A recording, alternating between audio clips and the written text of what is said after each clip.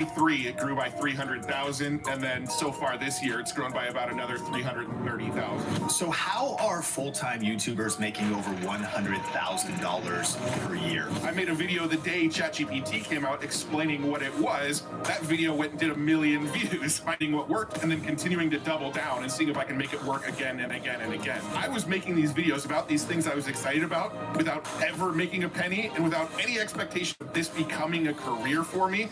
It accidentally became a career for me.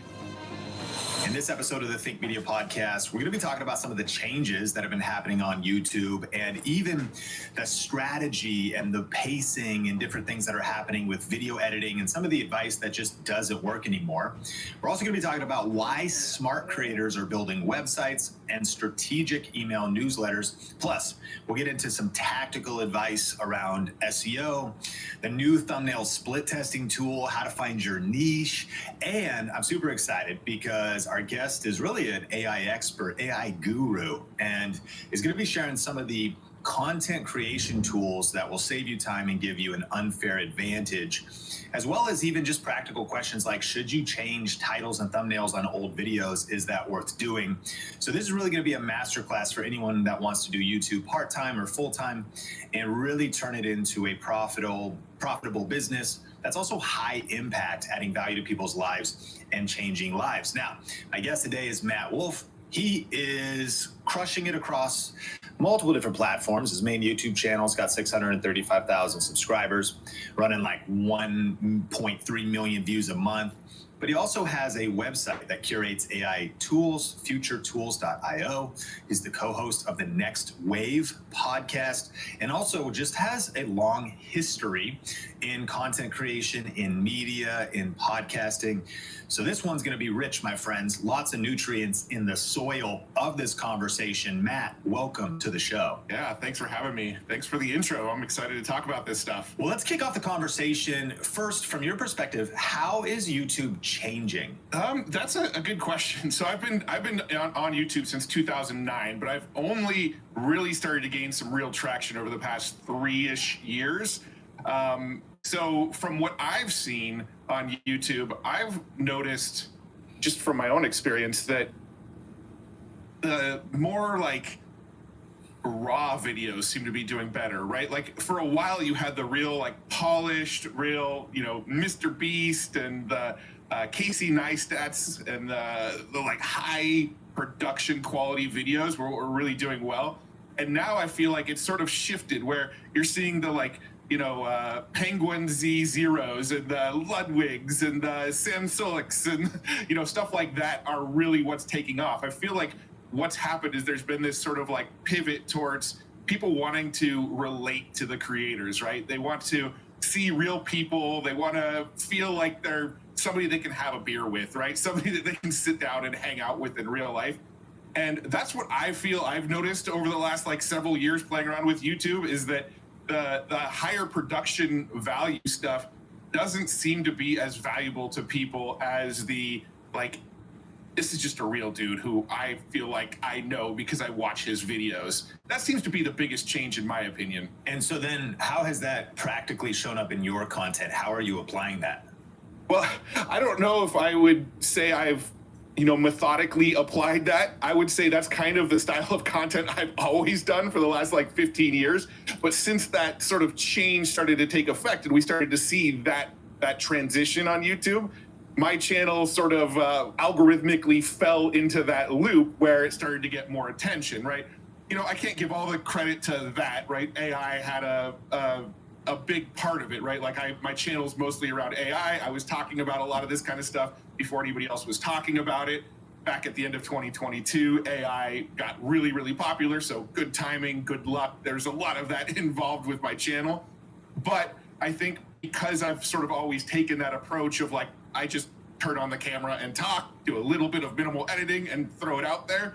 That style, when it started to pick up steam, that was how my videos already were. Okay, so right now, when you are planning your next video, what type of strategies go into your process? Lately, I've been really focused on like just AI news. That's the sort of bread and butter of what my channel does. And so I'm pretty much working on the video that I release every Friday throughout the entire week. So my process starts on Monday. I get up every single day. I review all the news going on in the tech world. I literally spend about 50% of my day every day just researching the latest AI news, reading the latest AI research papers that came out, just sort of acclimating myself on a daily basis with what's going on in the world of AI and what I'm going to talk about. And I'm sort of stacking that stuff throughout the week. So come Friday, when it comes time to release here's the breakdown of AI news for the week, I've literally got the video all, laid out and ready for Friday. All I do is I open up all the tabs of everything I'm going to talk about, and just one at a time, I start going through each piece. And usually I record way more news than I actually end up sharing. I sort of record like a 2-hour video on Friday of like, here's everything across the AI world. And then when I go back and review my video, I kind of go, nah, that was boring. That's not going to be interesting to people. And I start chopping stuff out. So my 2 hours ends up being, 25 minutes. That's interesting. And then what do you do with the other 50% of your day in your current role of operating your channel and everything else you're doing? Yeah, so I'm basically doing a lot of research. I'm on a lot of phone calls, right? I'm talking to a lot of the developers of the AI tools that are out there. I'm going on a lot of podcasts. I'm doing interviews. I have the Next Wave podcast where we're interviewing a lot of other people in the AI world. So I've got that going on a daily basis. I've got the Future Tools website where I share all of the AI tools that I find interesting. So I'm actually looking at and experimenting with tools throughout the day to see if they make a good fit to go on the website. I'm on Twitter a lot, probably a little bit too much. I spend a lot of time on Twitter. A lot of the AI tech news seems to kind of drop first on Twitter, so I'm kind of addicted to checking in to see if there's anything that I might be missing out on. So I spend a lot of time browsing Twitter and having conversations there.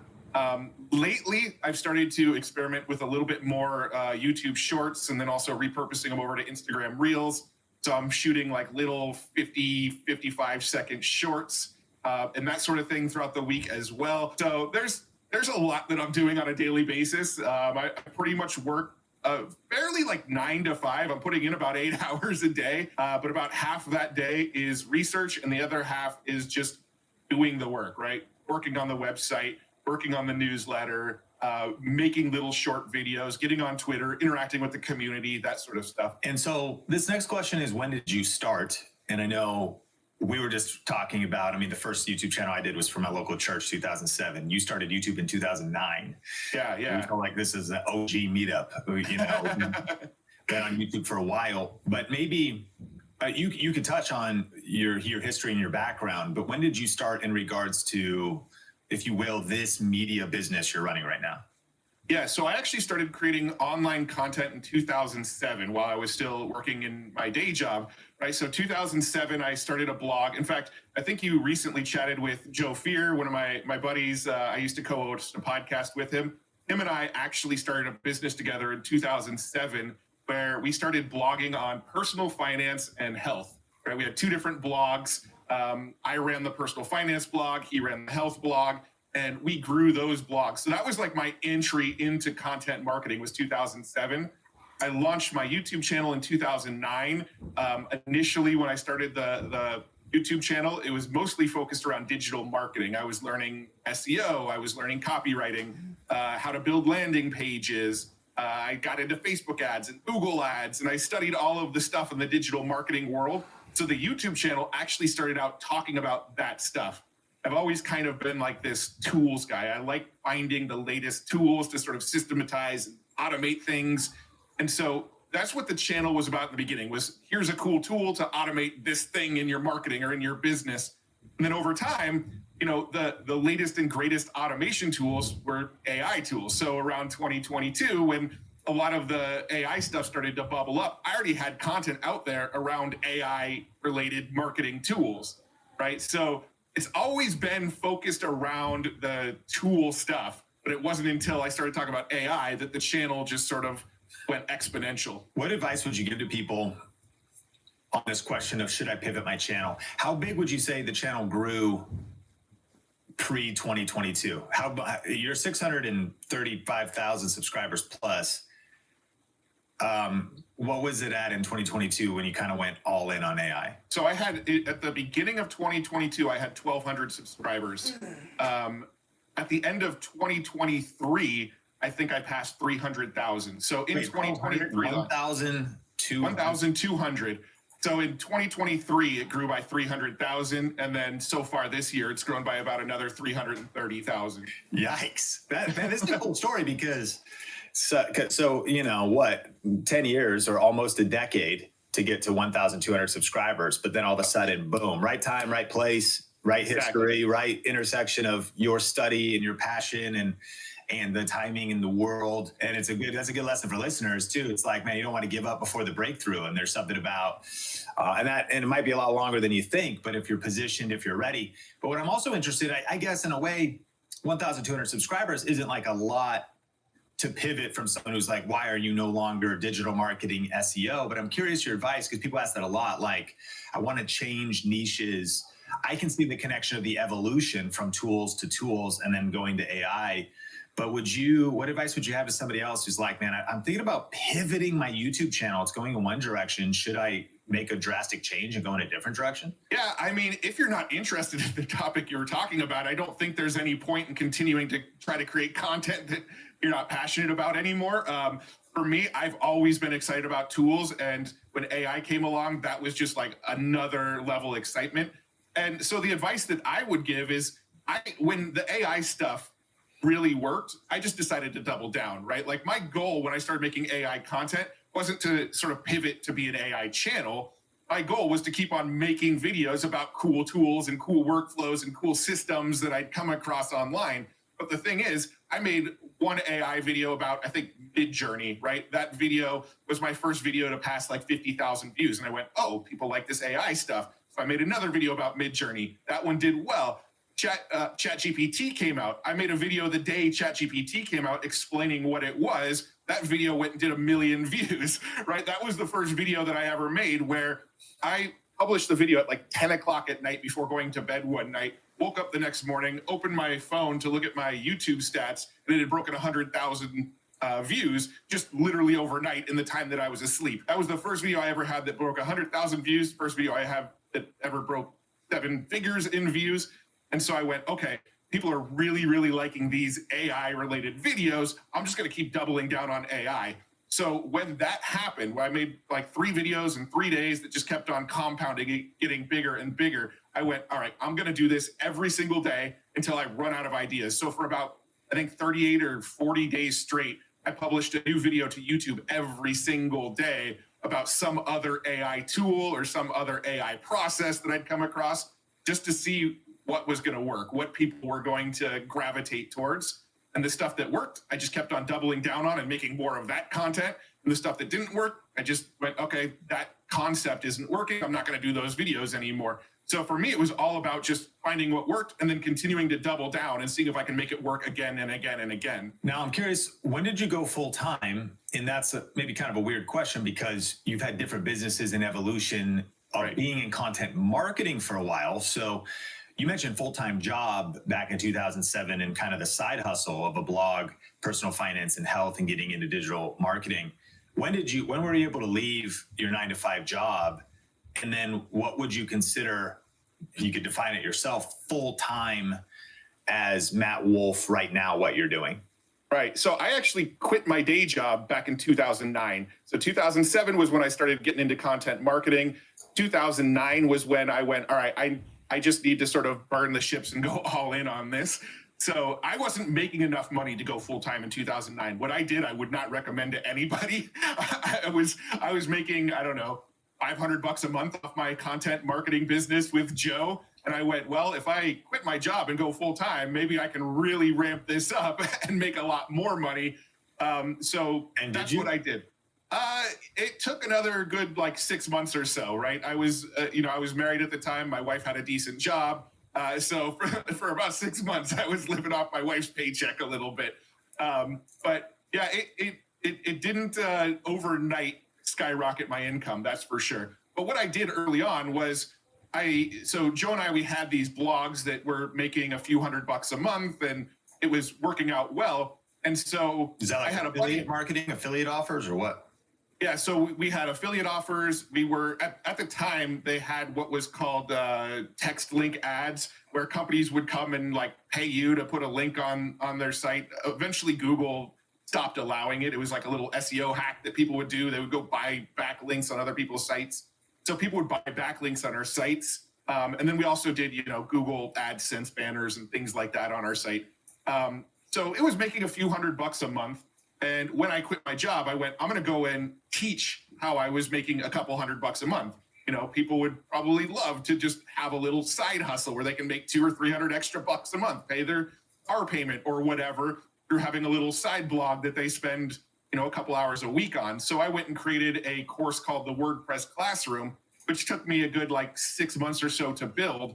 And when I launched that course, that's when I actually started making money that replaced my day job money. That took me about 6 months or so before I got to a point where that course was selling to a point where I can actually replace the day job money. And then, over between 2019 and 2022, Joe and I were just trying everything, right? We had an agency where we built funnels for people. We had an agency where we did video marketing for people. We did a lot of affiliate marketing. We bought Google ads to landing pages that promoted affiliate offers, you name it, we tried it. We tried e-commerce stores. We were playing around with we bought every course that was out there about different marketing strategies. We hung out on the Warrior Forum to see what people were talking about on that site. And we were just going, all right, let's see what business model we can make stick. And it wasn't until 2022 that I really found the thing that I was like, all right, this is sort of what I was put here to do. And so 2019 to 2022, was it just kind of tight? You're full-time still, but kind of a little money here, a little money there, trying to kind of get your solid ground of what's the brand, what's the future? Yeah, it was definitely up and down, right? We had months with our agency where we were just really, really crushing it and doing really well. And then we had months where we had no clients and we were begging some of our old clients to come back and work with us again. We built these affiliate sites that, we got really good at running Google ads. We had a friend who's just an expert at Google ads, and he showed us how to run Google ads. And so we started building these affiliate sites that promoted affiliate products and then running Google ads to these affiliate sites. And we had a 2-year stretch where those just really, really, really crushed it. And then they fell off and stopped working. I don't know if it was algorithm changes or, people's taste changing or what, but we had years and months where stuff was working well, and then years and months where it wasn't working well. Luckily, it sort of all averaged out. Me and Joe were never really super dumb with our money. So when stuff wasn't working out, we luckily had some savings. When stuff was working out, we were banking money. We've always been pretty good about that sort of thing. But yeah, there was definitely some rough stretches in there. Do you remember your first 6-figure year? And I guess, if you're comfortable sharing, you could share generically, there's a difference between top line and bottom line. So if we're saying, how content creators and people in the creator economy are earning $100,000 a year, making over $100,000 a year. Well, in some cases, then it might be and at the end of the year, they're negative 22 because, you can do ad spend, you can do a lot of stuff. An agency, there's a totally difference between gross income, of course, and net. So I guess however you'd want to define it, when you really felt whoa, I hit six figures. When was that? Yeah, so the first year that I ever did over 6 figures was, I believe, 2013, 2014, something like that. I don't remember the exact year, but the course that I was selling, the WordPress Classroom, I actually rebranded it to Learn to Blog because, WordPress is a trademark. I got some advice that maybe you shouldn't have a trademark as part of your own brand name. So I rebranded it to learntoblog.com. That's a good tip, by the way, for listeners. So I rebranded it to learntoblog.com. Had a business partner working on that with me, and my business partner went and hired somebody to run Facebook ads for us. He found just a genius agency that was really good at Facebook ads, and they started running Facebook ads for learntoblog.com. And when he started running Facebook ads, the business jumped to where it was doing about $60,000 a month in sales.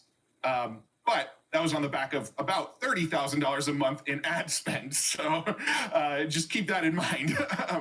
But yeah, the first time I ever did that was with Learn to Blog. I actually ended up selling that business in 2015, which sort of also gave me some of that runway I had to do some more experimenting. Oh, man, I love that story. And so then that kind of brings us to 2022. And once that fast growth started, it became clear. Is that what you're saying? That then it was like, okay, I just hit that flywheel or that takeoff moment. And now the kind of views you're pulling, the size of your channel, you grew with 300,000 subscribers approximately in 2023, another 300,000 this year plus. And so what is the pie chart percentagely of your income streams for today's business? I would say right now, 50 to 60% is from sponsorship revenue. Sponsorship is definitely the biggest chunk. I like to go after long-term sponsors. So most of the time it's either 6 to 12 months contracts with the sponsors. So I can really learn the product, really understand it, and really do right by the sponsor. But also, I want to be very consistent with the audience. If I like a product and I talk to a sponsor about having that product, I want to make sure that it's a product that I feel like is a good fit for the audience, and also I know I can work with long term. So sponsorships are one of the biggest chunks of it. YouTube ad revenue has gotten pretty significant as well. YouTube ad revenue generates in the 5 figures a month for me every month now. Affiliate marketing would probably be the third. I'm having a hard time with the percentages, probably 55, 60% sponsorships. Another 25% would be AdSense revenue. And then affiliate marketing from Future Tools mostly. I don't do any affiliate marketing on the YouTube channel really, but Future Tools is an affiliate play. And then I've got some equity in some companies as well, but that's more like long-term exit strategy for down the road. So I have a few companies that I advise for in the AI space that basically brought me on board because they know I keep my finger on the pulse of like the latest AI news and tools and what's out there. So I get on a once-a-month call with them and they're like, all right, just give us the lay of the land. Once a month, I give them the lay of the land and I earn equity as a result of that. Those are really the big things. I do some speaking here and there. But the speaking is, fairly rare. I'll do 2 or 3 speaking gigs a year that some of them are paid. Most of them aren't. And yeah, I think that pretty much covers it all.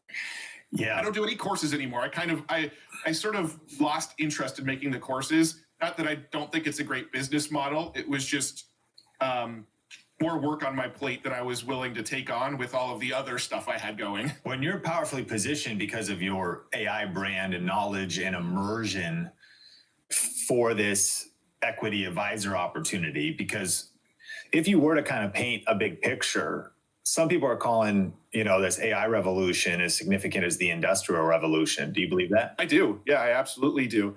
I think a lot of people's timelines might be a little optimistic on how soon we're going to get to some of the predictions they're making. But yeah, I definitely think, 10 years from now is going to look completely different than what the world looks like today. You found your niche. I'm actually want to kind of take it back to your story and just maybe putting some context around the lessons of your journey. Because again, Goldman Sachs said that the creator economy is going to double in the next 3 years from about a $250 billion industry to a $500 billion industry.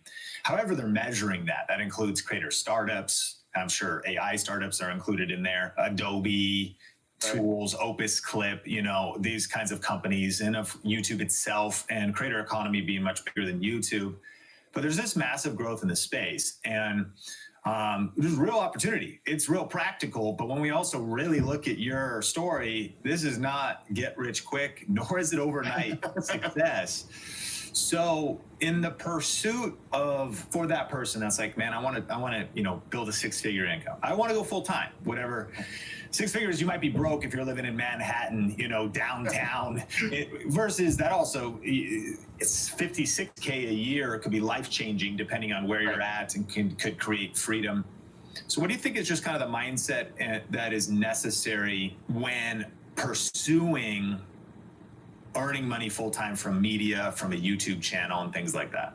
For me, I'm probably going to sound fairly cliche here, right? But for me, I was always just sort of chasing the thing that was exciting to me, right? Like I never wanted to be that guy that went, oh, the golf niche is making a lot of money. Maybe I should make videos about golf. I don't even play golf, but there's money there, right? So like I never wanted to be that. So for me, it was always chasing that thing that excited me.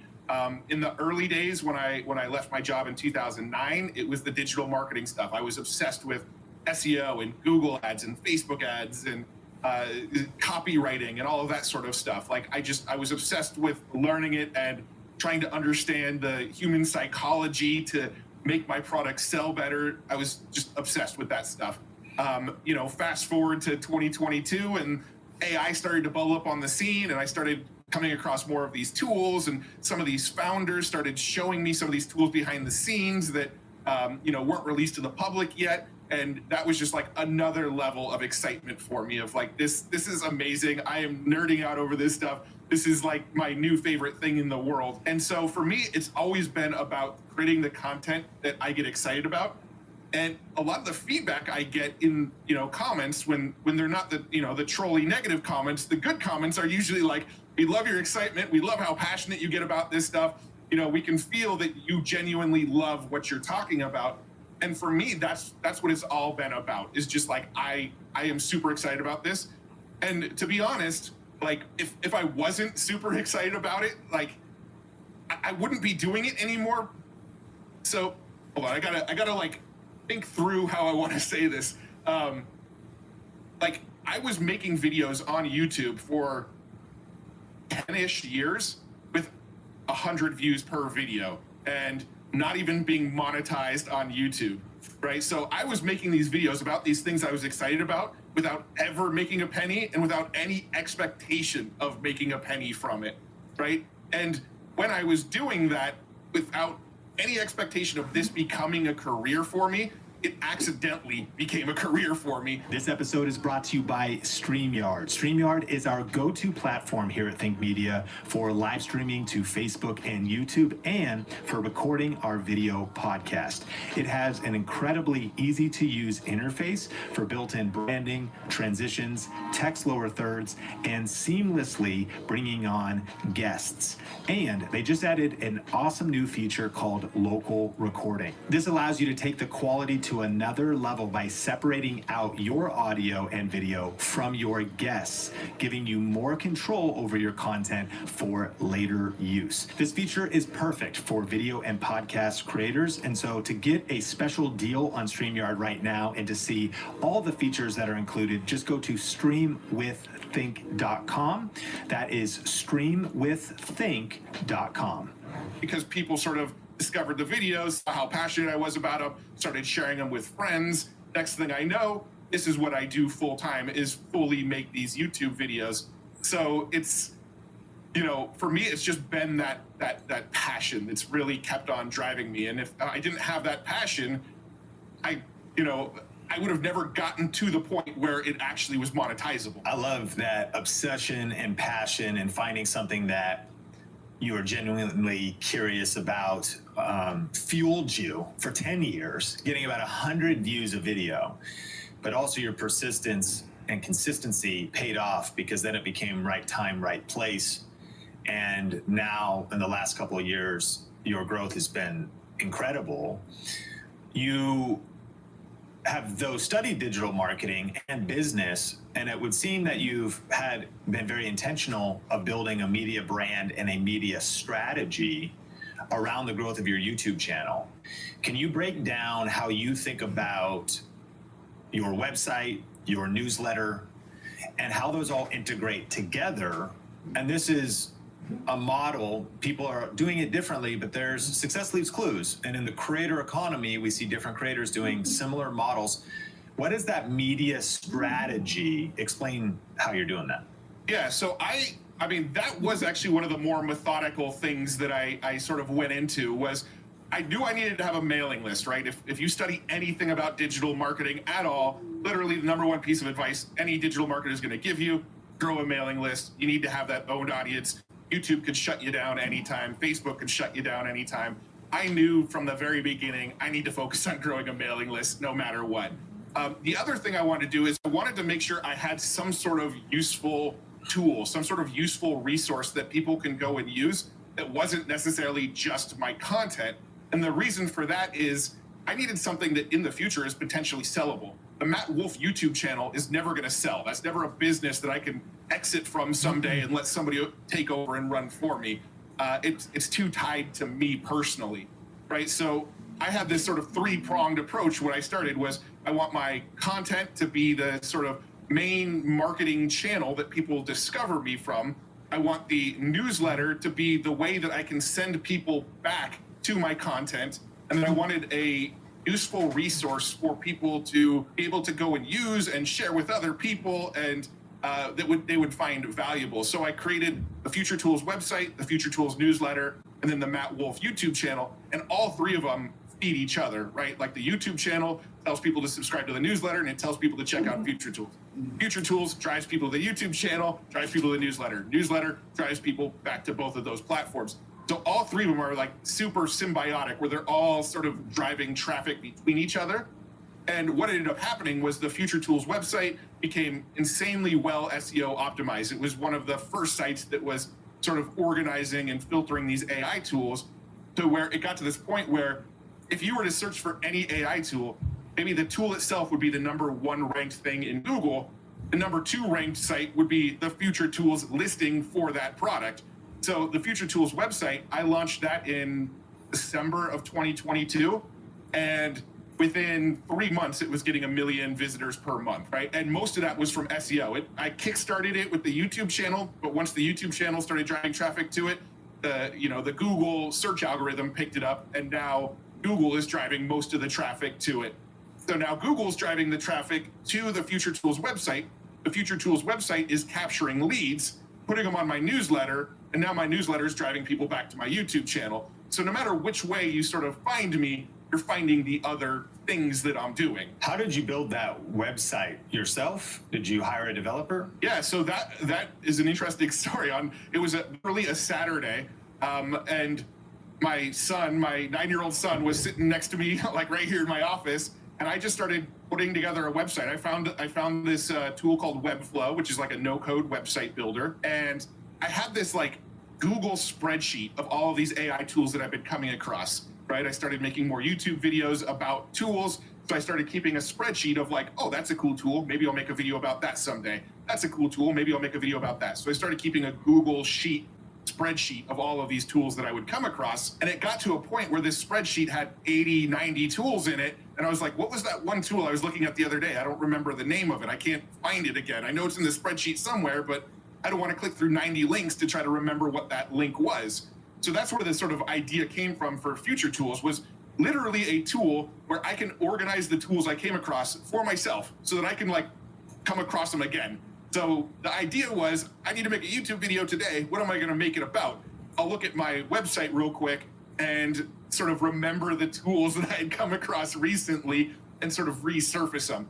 That's how Future Tools started. But after it was built and I listed, I don't know, the first 100 tools on there, what I did was I went to Reddit, and there was a subreddit called like I Made This or something like that. And it was a site where, indie coders would sort of build in public and share the tools that they made. I went and shared it on that, and it sort of went viral on Reddit, rose to the top of that subreddit, became the #1 like most read post in that subreddit for like that month.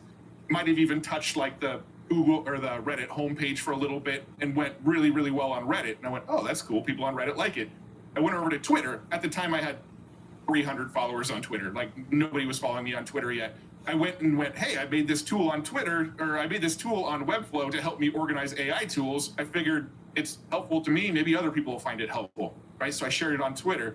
Well, it got retweeted by a handful of large AI and tech influencers, right? Like Robert Scoble shared it, and this guy, Rowan Chung, who has a large AI following, shared it. And all of these people that had large tech followings started sharing that and retweeting it. And so it went viral on Twitter. And I think to this day, it's one of my most popular posts on Twitter. So it got really popular on Twitter. And then I went to Product Hunt and I posted it on Product Hunt. And it went to the #2 product of the week on Product Hunt when I shared it there.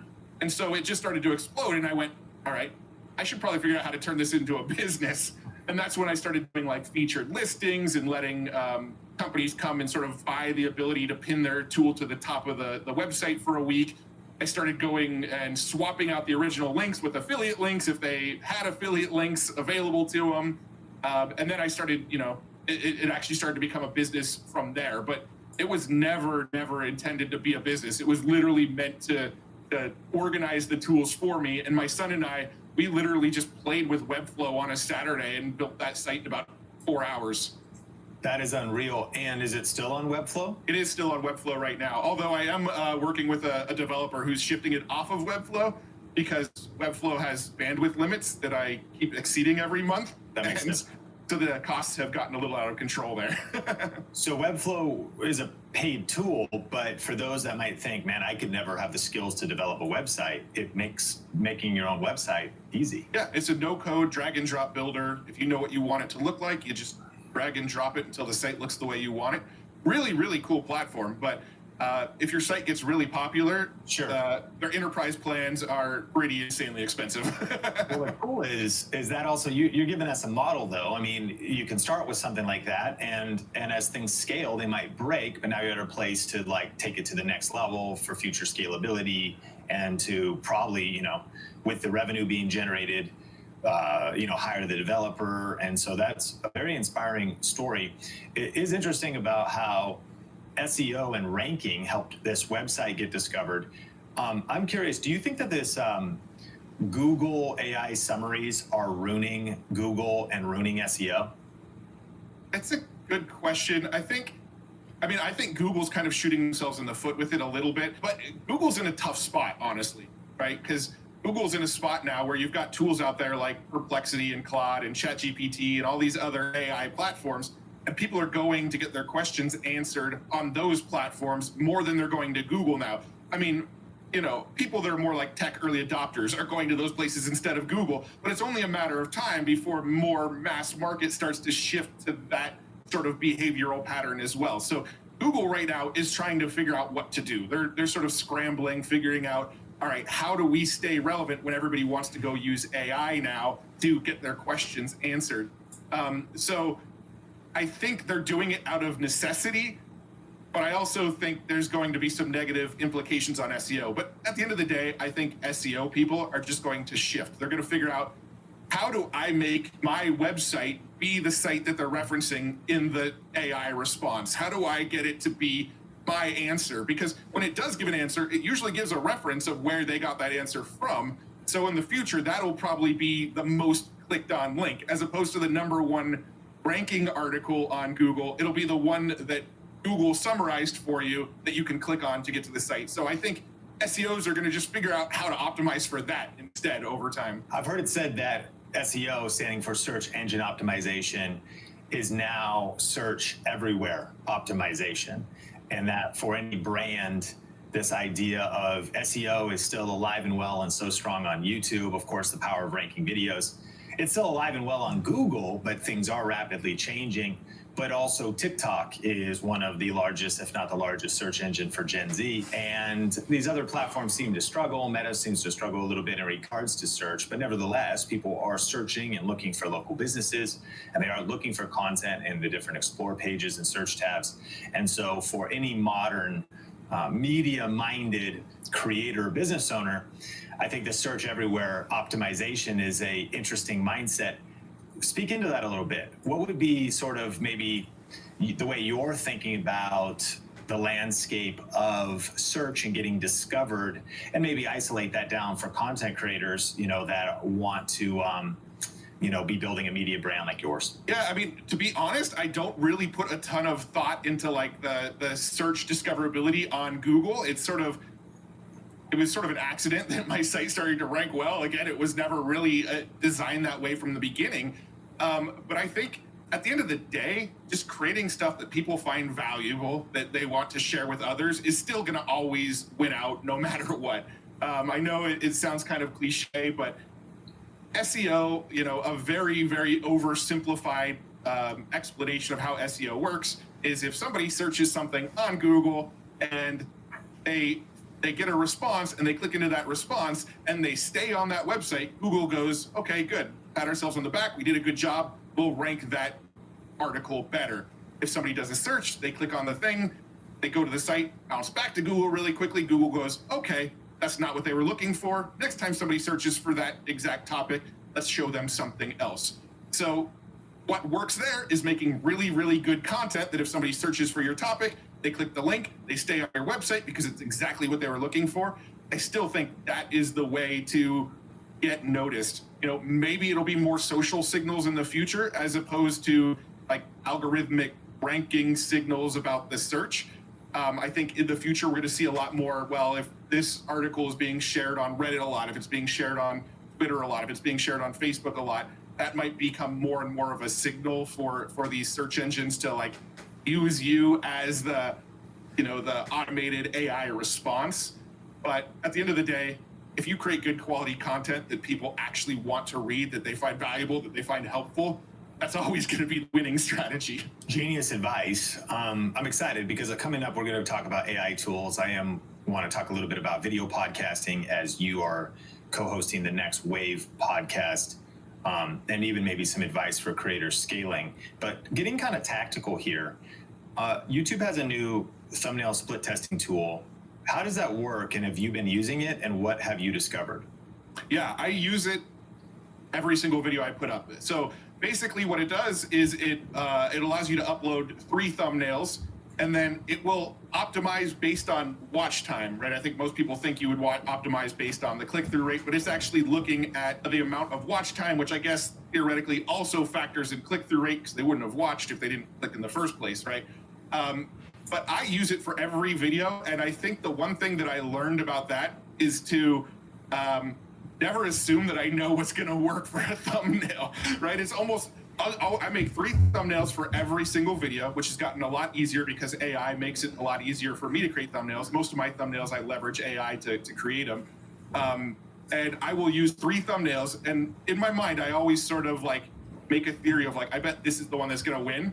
I'm pretty much wrong 90% of the time. Like the thumbnail I expect to win is almost never the one that wins, which is why I think everybody should be split testing, because what you think people are going to click on is often not going to be the case. One of the things I noticed about your thumbnails, and it seems aligned because you're this AI expert, and a lot of times you're an AI version of your face versus like a photo or real version of your face. However, I'm seeing this across channels. I'm seeing a lot of creators who in their thumbnail, they kind of have their AI avatar. What have you learned about that? And then what are the tools and workflow that goes into it? You said AI makes it easier to make thumbnails faster. What are some of the tools that go into your thumbnail process? Yeah, so I mean, I've done a lot of split tests, and if I don't put my face on the image, I get less views, right? The ones without my face the ones with my face always outperform the ones without my face. And I just think that's because, I've got a subscriber base now. I think people have been looking for that. The very early days where I was using AI to make the early days when I was making YouTube videos about AI, I was doing that strategy where I was using AI to make my thumbnails. And at the time, I hadn't really seen anybody else doing that. I mean, I'm sure there were people, but they weren't on my radar yet. So I think I was one of the early people to use AI, train my face in the AI, and then make thumbnails with my own face in the AI. And now I think people are actually looking for that. Like when they see that with my AI face in it, they're clicking on it because if they're fans or followers or whatever, they recognize them. I've gotten a lot of comments if I don't put my face in the image of like, oh, I saw that video, it was recommended to me, I didn't click on it because I didn't realize it was you, right? So I've gotten that kind of feedback. So now I try to always work my face in. Every once in a while, I'll go in and test one of the thumbnails without my face to see if, maybe my assumptions are wrong again, or the algorithm's changing, or, something that used to work.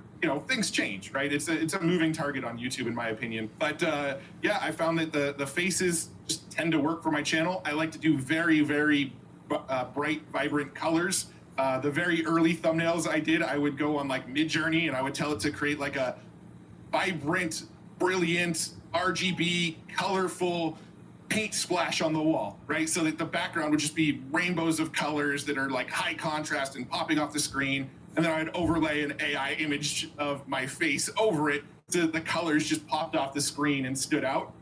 And to this day, that's still kind of what works for me, is just really, really colorful and include my face, right? Like those are the 2 things that I sort of shoot for.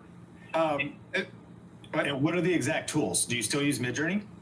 Yeah, so I use a lot of different AI image tools. Like right now, today, I'm split testing 3 thumbnails. One I made in Midjourney, one I made in a tool called Leonardo, and one I made in a tool called Ideogram, right? So there's so many AI image generation tools out there now, and they're all kind of good at different things, but bad at other things. So now you might see 3 thumbnails, and I made them with 3 totally different processes because I'm playing with all these tools all the time. I would say like my main go-to process is I use a tool called Leonardo AI to generate my images. I think that the colors and the sort of aesthetics of the images that Leonardo generates are really good. Full disclosure, Leonardo is one of the companies I'm an advisor for, but I'm an advisor for them because I actually think they're one of the best out there. But that's the one that I use the most to generate the sort of background colorful images that pop. And then to train my face in the AI, I used to use Stable Diffusion, and there was this long process called Dream Booth where you can train your face into an AI model and then prompt anything you want, and it would generate your face on whatever the character was doing that you asked for. Now there's an easier model to do it. It's called Flux, Flux. I actually made a pretty quick tutorial on it on my YouTube channel that shows you how to train your face into Flux now. And ever since I made that video, I've been seeing a lot more thumbnails of people putting their face in there because it's a free process to do, and you can do the whole process in 20 minutes. The old process that I used took like a half a day to do to train your face into the model. But yeah, that's pretty much the process. You train your face into Flux, you generate it, go like, oh, Matt Wolf with a shocked look on his face pointing to the right or whatever.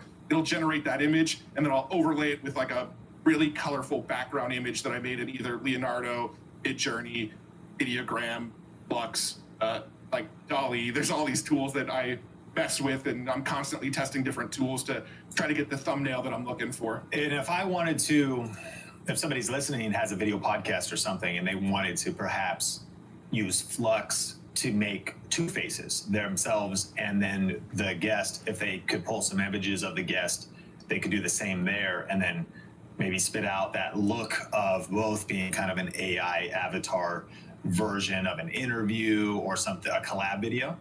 You could, but you'd have to do it as like 2 images and then sort of work them together in like Photoshop, right? One issue that AI image generators have right now is when you ask it to generate 2 characters in the same scene, it wants to merge those 2 characters, right? Mm-hmm. So if I tell it to generate an image of Elon Musk doing boxing against Mark Zuckerberg, it'll make both of the people look like a sort of a blend between Elon Musk and Mark Zuckerberg, right? It'll look like the love child of the 2 on both faces. Yeah, got you. Okay, those are some powerful tools right there. As we go a little bit deeper here, have you had any experience changing old titles and thumbnails and boosting video performance? A huge question creators ask is like, should I go back in my library and update any titles and thumbnails? What has been your experience? Yeah, absolutely. I mean, I think for me, that's been a pretty big game changer for me, was going back and updating some thumbnails. I actually had one video. It was the early video that I made about changing or injecting your face into the AI. I put that video up before my channel got popular. It had like 1,000 views or something like that. The thumbnail wasn't very good. I didn't know what I was doing at the time. I just made the video. When the channel started to do well, I started going back through and analyzing some of my old titles and thumbnails. I made a new thumbnail for that video, and then I changed the title. I don't remember what the original title was, but the new title was How to Inject Your Face into AI or something like that. And you can go and look at the chart, and it was just like a straight line. The day that I changed the title, up and to the right. And so that's become like a habit of mine. Now, a lot of my videos are like timely. Like I make a lot of AI news videos of like, this is what just happened this week. So a lot of those videos, I don't really bother going back and changing them because they have a very short lifespan. But anything that I think has evergreen value, like tutorials, or I make a lot of videos of like listicle type videos. They're like, here's the 10 best free AI tools, things like that. I'll go back and try new thumbnails and try new titles and try to beat the current winner on those all the time. And usually I'm really happy that I did. And do you usually just go with your gut, or do you use any tools for split testing when you do that? For the most part, I go with my gut. I've started to kind of get a handle on what sort of titles work well and which ones don't. I'm constantly trying to toe that line of, I know this is going to grab attention, but it feels a little clickbaity. So like, how do I find that balance? That's something that I struggle with. I know almost everybody I talk to who has YouTube channels struggles with that as well, of like, I know this is going to get the clicks, but I also know I'm going to get some comments about that title. So I'm constantly trying to balance that, but I will go back and look at old titles and go, okay, I can see why that didn't do well. That's just not an intriguing title. And I feel like it's a more of an intuition thing that builds up over time once you've been doing it for a while. But there are a few tools that I do really like to use. I do use vidIQ and TubeBuddy, and I just got onboarded onto Spotter. Spotter's pretty cool for helping with titles and thumbnails. So I'm constantly using some of those kinds of tools to try to come up with new ideas. But to be honest, AI is still pretty bad at coming up with YouTube titles. Like us who make a lot of YouTube videos probably have a better intuition at what's going to work than the AIs do, honestly. Let's go a little bit deeper on tools. One of the things, question number one is, I went to your website, Future Tools, and I clicked, or I typed in YouTube, like what would be related, I think, to YouTube or video. And the amount of results that came up was like 2,345 or something like that. So I'm curious about this idea of like, one, AI overwhelm, like tools overwhelm for your average creator or your busy creator that's trying to figure out, okay, if I spend time, I don't even have time to like weed through all of those. I want to like focus on the best of the best. 90% of AI tools you can probably ignore. If you go to like the Future Tools website, for instance, I did put a little checkbox on there for Matt's picks, right? And I put that there because of that, right? Like people go to the site, they might filter it down to like, what's going to help me with YouTube, see 2,000 results on there or whatever, and go, all right, that's not helpful to me. Well, if you check that box, okay, now there's only 3 that Matt says he actually uses himself, right? So there's a lot of tools out there that honestly probably shouldn't be products. And I think part of the problem is that, AI makes creating these tools so much easier. AI can help you write code. So now like anybody in their basement can go and create a tool that leverages AI that they claim is helpful and try to charge you $20 a month for. Most of them are junk. A lot of them I still will list on Future Tools, but I list literally 10% of the tools that people submit. I get about between 50 and 100 submissions a day on Future Tools, depending on the day. Weekends are a little bit less. And out of the 100, I might pick 5 to 10 of those tools to actually list on the site, because most of them now just look like clones of other tools, things like that. So it's definitely an issue. But as far as, and people can also upvote, it looks like. So if I check the box, Matt's picks on your website, and I search YouTube, it actually narrows out of 2,907 total tools. It shows 11. Yeah. And then there's also upvotes. So the community is also able to kind of give you feedback on this stuff. Yep. Okay. So 90% AI tools you can ignore. I kind of cut you off there. So we can go in then to, what are some of the tools that are maybe truly helpful to that individual that wants to save time creating content and make better content? Yeah. So for me, Claude is the number one, right? Claude is, if you're not familiar with Claude, it's basically a competitor to ChatGPT. If you're on the pro plan, it costs the same amount. It's $20 a month, just like ChatGPT. I find it to be a little bit better at, being creative than ChatGPT is. But one thing you can do inside of Claude, and this is like a fairly recent feature they rolled out, is they've got this feature called projects. And in projects, it's like a folder or like chats that you're going to have. But inside of that folder, you can give it custom instructions, and you can give it additional information. You can upload PDFs, text files, things like that, so that it's got this additional context in it. So what I did in Claude is I created a project for a news summarizer, for instance, right? And what I can do with my news summarizer that I built inside of Claude is I can take a news article that's 5,000 words long, a giant news article, select all the text, copy that text into my Claude project, and it will give me like 5 bullet points of like, here's the summary of what this news is. And if you're explaining it on a news video, here's how I would explain it. And then it gives me a single paragraph of like the high level executive notes of like, here's what this tool is, here's what it does. And then I have it give me an analogy as well. So if I need to figure out a way to better explain it, it always gives me an analogy. And the way I did that was inside of that project, I just gave it custom instructions. And the custom instructions say something to the effect of, I'm going to copy and paste a news article into the site. When you get that news article, give me a list of 5 bullets about what that news article is about. Give me a 1-paragraph summary explaining it in simple terms so anybody can understand, and give me a 1-paragraph analogy so that I could better lock in what this is talking about. So now when I go and make like a news video on Fridays, almost every single piece of news that I come across, I'll just copy that news article, put it into Claude, and then Claude will give me a good way to explain it so that people can understand it. So when it comes to like news type content, that's been super, super helpful, because sometimes I understand it logically because I've been playing around with AI for a while, but I'm thinking to myself, how do I explain this so a viewer is going to understand it? And some of the feedback I get is people watch the channel because they like the way I explain things. They think I do a good job at simplifying. I mean, I think I am a little bit naturally good at simplifying complex topics, but I also use AI to help me with that too.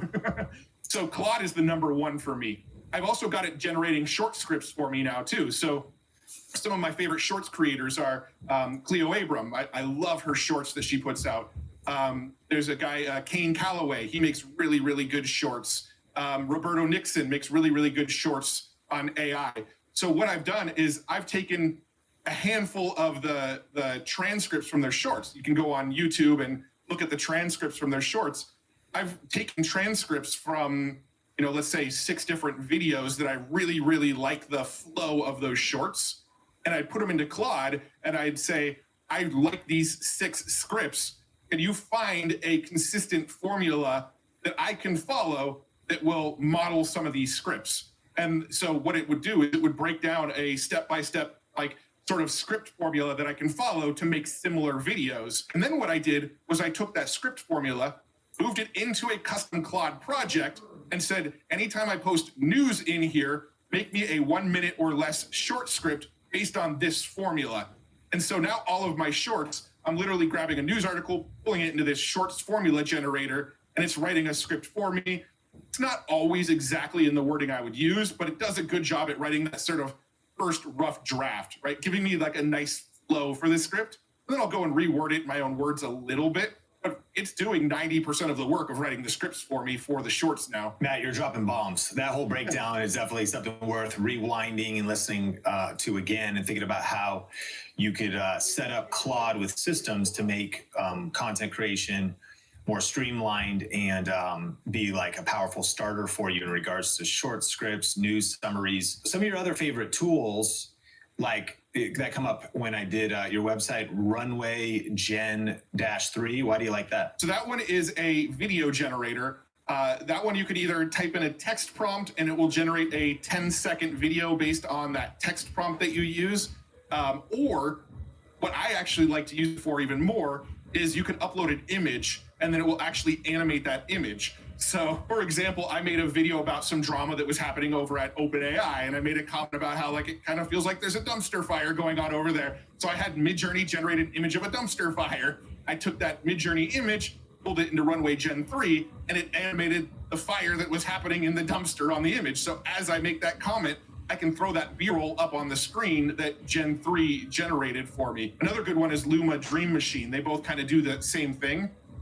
Luma Dream Machine, it lets you set a start frame and an end frame. So, for example, if I wanted to make a little video animation of me morphing into a wolf or something like that, right? I can take a start image of just me on camera, take an image that I generated with like Midjourney or Leonardo of a wolf, and put both those images in, and it will actually make a little video that figures out how to transition between the 2 images. Right, so you can do stuff like that, and it's really great for making like little 5-10 second B-roll. I mean, when I make videos, I never have B-roll on the screen for more than 3 seconds, right? So like when you get 10 seconds, you just pick the best like 3 seconds of it, and it makes perfect B-roll to overlay on your videos. How long does something like that take if you wanted to use those tools to come up with a few clips for a section of one of your videos, just the time of rendering and processing? And in most cases, are you gonna have to step into the paid version of these tools to really get the benefit? A lot of them have free trials. Most of the free trials either give you a certain amount of credits per day. Some of them are a certain amount of credits per month. You could get away with the free trials. I use the paid plans because I use it a lot. I'm often demoing the tools. In some cases, some of these companies have just given me access because they know if they give me access, I'll talk about them on videos. I always disclose that, by the way. If somebody gave me access, I'm going to say they gave me access. But I think the paid plan is probably your best bet if you're going to use them often. But if you're going to just test it here and there, the free trials are usually going to be just good enough. And how long to spit out a clip if you animate a photo? When's it done? Less than a minute. You upload the image, and I would say 45 seconds later or so, you've got a video animated. So you can re-roll it. If you don't like it, you press the button again. 45 seconds later, it's going to give you an alternate version. And if you've got the paid plan, you can do that 5 or 6 times until you have the perfect little animation that you're looking for. Explore AI is another one. AI-powered search for YouTube videos. Why is that powerful compared to other tools? So I'm trying to remember what Explore AI was, honestly. That was one I probably came across, went, this is really cool, and then haven't used it a whole lot since. But I believe that's one where you can do a search and it will help you find YouTube videos on the topic, if I remember correctly. But yeah, that might be one that I haven't actually played with super recently, so I don't really remember what I was using that one for when I added it. It's a free and easy to use tool that enables users to quickly search for answers inside thousands of YouTube videos, filter results, timestamp buttons. Okay, so that's a research tool, and you research, yeah. Got as one of your Matt's picks. Of course, we will be linking to everything in the show notes and whatnot, so people can check out future tools and everything else. Is there any other top of mind? You mentioned Claude, that you're a content creator, you want to save time. Maybe speak to this one. You have Listener, which is text to speech. I know 11 Labs is very probably the most leading brand as far as what I could create an AI clone of my own voice. Right. We've worked with InVideo and talked about that. They're pulling in different tools, allowing you to do your own clone voiceover of yourself or somebody else's great sounding voice. Mm-hmm. What would high quality speech? How's Listener different from some of those things? And what are your thoughts on 11 Labs or alternatives? 11 Labs is the best. I think 11 Labs is the industry leader as far as text to voice. Listener is probably pretty close, but I still honestly would probably go to 11 Labs myself most of the time. What's really cool about 11 Labs is that it's like really realistic, right? If you just need to if you make a mistake in one of your videos and you don't want to go back and record like an audio clip, you can go and have 11 Labs say that for you, get the audio, splice it in, and maybe put B-roll over that clip so that, you can take your face off camera. But 11 Labs is really good. 11 Labs will actually do sound effects now. So if you're like, oh, I need a sound of like somebody knocking on a door. I need the sound of a car crashing. I need the sound of horns honking. It will do any of that stuff. You just give it a text prompt. It will actually make sound effects. It will make the audio of your own voice. You can go and make, voices that don't exist. So if you ever want to make, the whole like faceless YouTube channel seems to be like a really popular topic right now. You want to do a faceless YouTube channel, 11 Labs is what everybody's using for that. They go and create a brand new voice that doesn't exist elsewhere, and then plug in their script, get the audio out, and then just go and overlay B-roll over that, right? So it's really, really good for that. If you are going to be on camera, one of my favorite tools that I've been playing with a lot lately is HeyGen. I'm not sure if you played around with HeyGen yet, but HeyGen is one where it will translate you into any language you want. It'll still use your voice, but then it will also lip sync it to that. So I can go and reskin my entire video in Spanish, and it will actually make it look like my lips are speaking in Spanish with my voice. And so that one's really, really good for the localization. And the translation as well. So you say, okay, basically make this video Spanish. Exactly.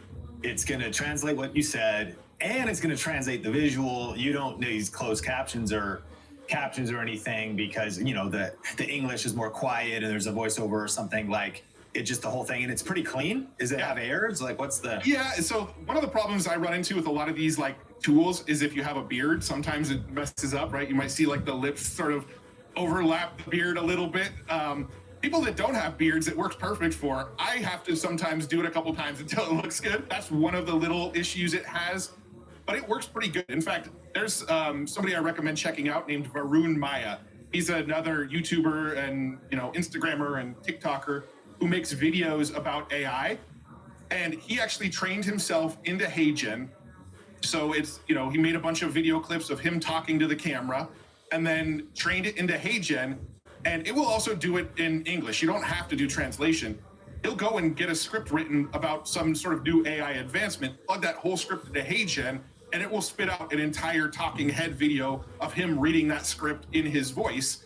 He takes that video, pulls it into, DaVinci, Premiere, whatever he uses to edit, and then starts off with his, AI avatar on screen talking, but then overlays the rest of the video with B-roll. So anytime it starts to look a little uncanny or the lip sync doesn't match up perfectly, he just uses those opportunities to throw B-roll on the screen so you're not seeing him anymore. And his channel has absolutely exploded, and 90% of his videos aren't even him on camera. It's his avatar that he created of him speaking on camera, and he's just copying and pasting the script into HeyGen. So is also the use case here would be like if I wanted to do a Think Media Spanish channel. Mm-hmm. Absolutely. And I already have the content. A tool like this now makes it possible. What previously would have maybe been a staff, a voiceover dub person, etc., and the complexity of all that AI is now. You said things are 5 to 10 years out. You think this is right now? I mean, people are obviously doing it, but like this, it's good enough to do this right now. Yeah, absolutely. This is good enough to do right now. Are you doing it? I've experimented with a little bit. I've put some videos on my channel where it starts off with me, as the fake video, and then it jumps to the real me, and I'm like, did you notice that wasn't me? So I've done some stuff like that, but I'm not doing it as like a sort of. I mean, are you going to start a Spanish channel or something like that? Oh, it's something I've thought about doing, but I haven't done it yet with all the stuff that's on my plate. I need to put some other systems in place first. Yep, absolutely. Sequencing, having the steps. Well, we got to do a part 2, or maybe if you're willing, I could see. We could talk quarterly. You're talking to a lot of people, because this is such an emerging industry, and there's a lot of cool stuff that you're doing in terms of the AI stuff, but also just creator economy and the tool space. And so if people want to, I have one final question for you, but if people want to check out what you're doing, just as a recap, so people can follow you, YouTube channel, resources, newsletter, just break that down, give any call out so people can stay connected with you. Yeah, there's really 3 places. So Future Tools is the website we've been talking about where you can find the tools. My YouTube channel is just youtube.com/Matt Wolf. And then I'm fairly active on Twitter as well. My Twitter handle is Mr. Eflow, MrEFLOW. Those are really the 3 places I spend all my time. So that's really one of the those places you'll find me. Well, Matt, I appreciate you. I got one final question for you, and but I do want to acknowledge just thank you for sharing your wisdom. We're so grateful. This has been a very rich, really masterclass of insights in not just how to go full time, scale our creator businesses, the right mindset to have, but then very tactical tools that are present right now that can help us create better content. I kind of just want to land the plane with just a brief convo around advice for more advanced creators that are scaling. You're scaling now. You have been, but like channels blown up. Like you said, getting the right team and systems and processes in place.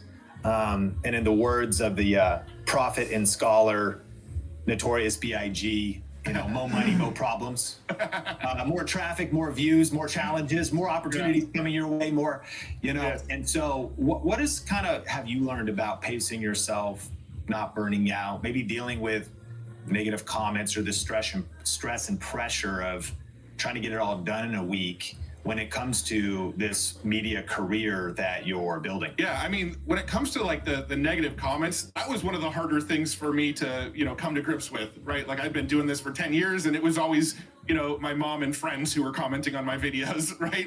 And then out of nowhere, my videos started doing well. And that's when the trolls and negative comments started popping up. And like the first month I mentioned I did like 38 videos, like every day, 38 days straight. And after that, I almost wanted to quit from all the negative comments. I was just like, oh, why do people hate me? But sort of what I realized over time is like the comments are pretty much the vocal minority for the most part.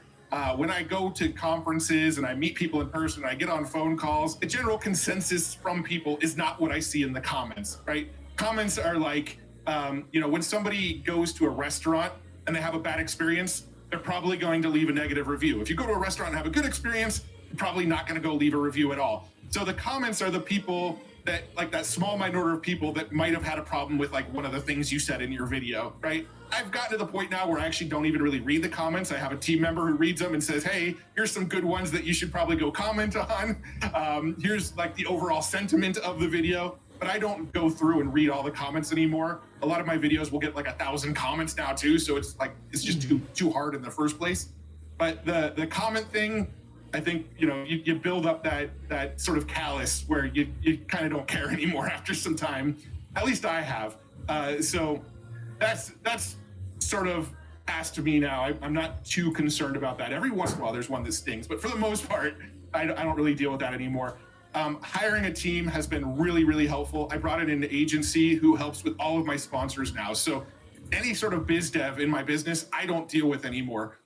If I'm doing speaking, I have another team negotiating it for me. If there's sponsors, I send them to this other team. I always undervalued myself. I would have sponsors coming to me and my videos were getting 200,000 views a couple of years ago. And I would say, sure, you can sponsor me for $1,500, right? And I went to this agency and the agency's like, oh, you need to be like 10xing that price for your sponsorship with the views you're getting. So the agency now gets to be a bad guy when it comes to the negotiation and the pricing of the sponsorships. So bringing on that was one of the biggest game changers for me in my business. It 10x'd my revenue overnight, and also took I'm not the guy that has to go and give the news that this is how much it's going to cost. They go and handle all that for me. Bringing on editors has helped. Just putting good team members around me has been absolutely crucial to my sanity, because there was a stretch there when I was doing a video every day where I was putting in 12, 15-hour days, going to bed, waking up, and just doing it over and over and over again. And I'm just like, I'm going to keep doubling down until I can't do it anymore. And when I couldn't do it anymore, I started building that team, and that's made all the difference. Well, Matt, I thank you for all your wisdom today. And Think Video Podcast, this has been a banger episode. Like, rate, review, share, wherever you watch or listen. And my name is Sean Cannell, your guide to building a profitable YouTube channel. We look forward to connecting with you in a future episode. Febreze. Still living with odors? Get back in there and freshen instantly with Febreze Air Mist. Febrze's fine mist floats longer in the air to fight even your toughest odors. So long, stinky smells, and hello, amazing freshness. Febreze Air Mist. Progressive's Up Payment program provides down payment assistance for first-generation home buyers. Because we believe everyone should have the access and opportunity to own a home.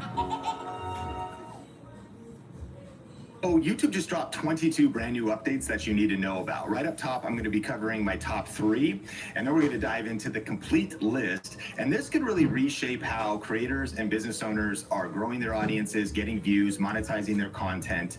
And there's a lot of opportunities and some strategic insights we need to talk about. Now, this happened at YouTube's annual Made on YouTube event that was recently celebrating their 20th birthday and really casting vision for the next 20 years of YouTube. But let's talk about the 3 big updates that I think matter most. First is title A/B testing. Now, since 2023, thumbnail A/B testing has existed. This has allowed you to update and upload 3 different thumbnails and let YouTube test it based on which one gets the most watch time, and then eventually a winner is chosen. What we've all wanted is title testing. So now you can upload 3 different titles, 3 different thumbnails, and then YouTube will pick a winner. So no more guessing. This is super exciting. If you don't have it yet, it'll be rolling out to your channel soon. Secondly is collaborations. This gives you the chance for up to 5 different YouTube channels to co-post one video.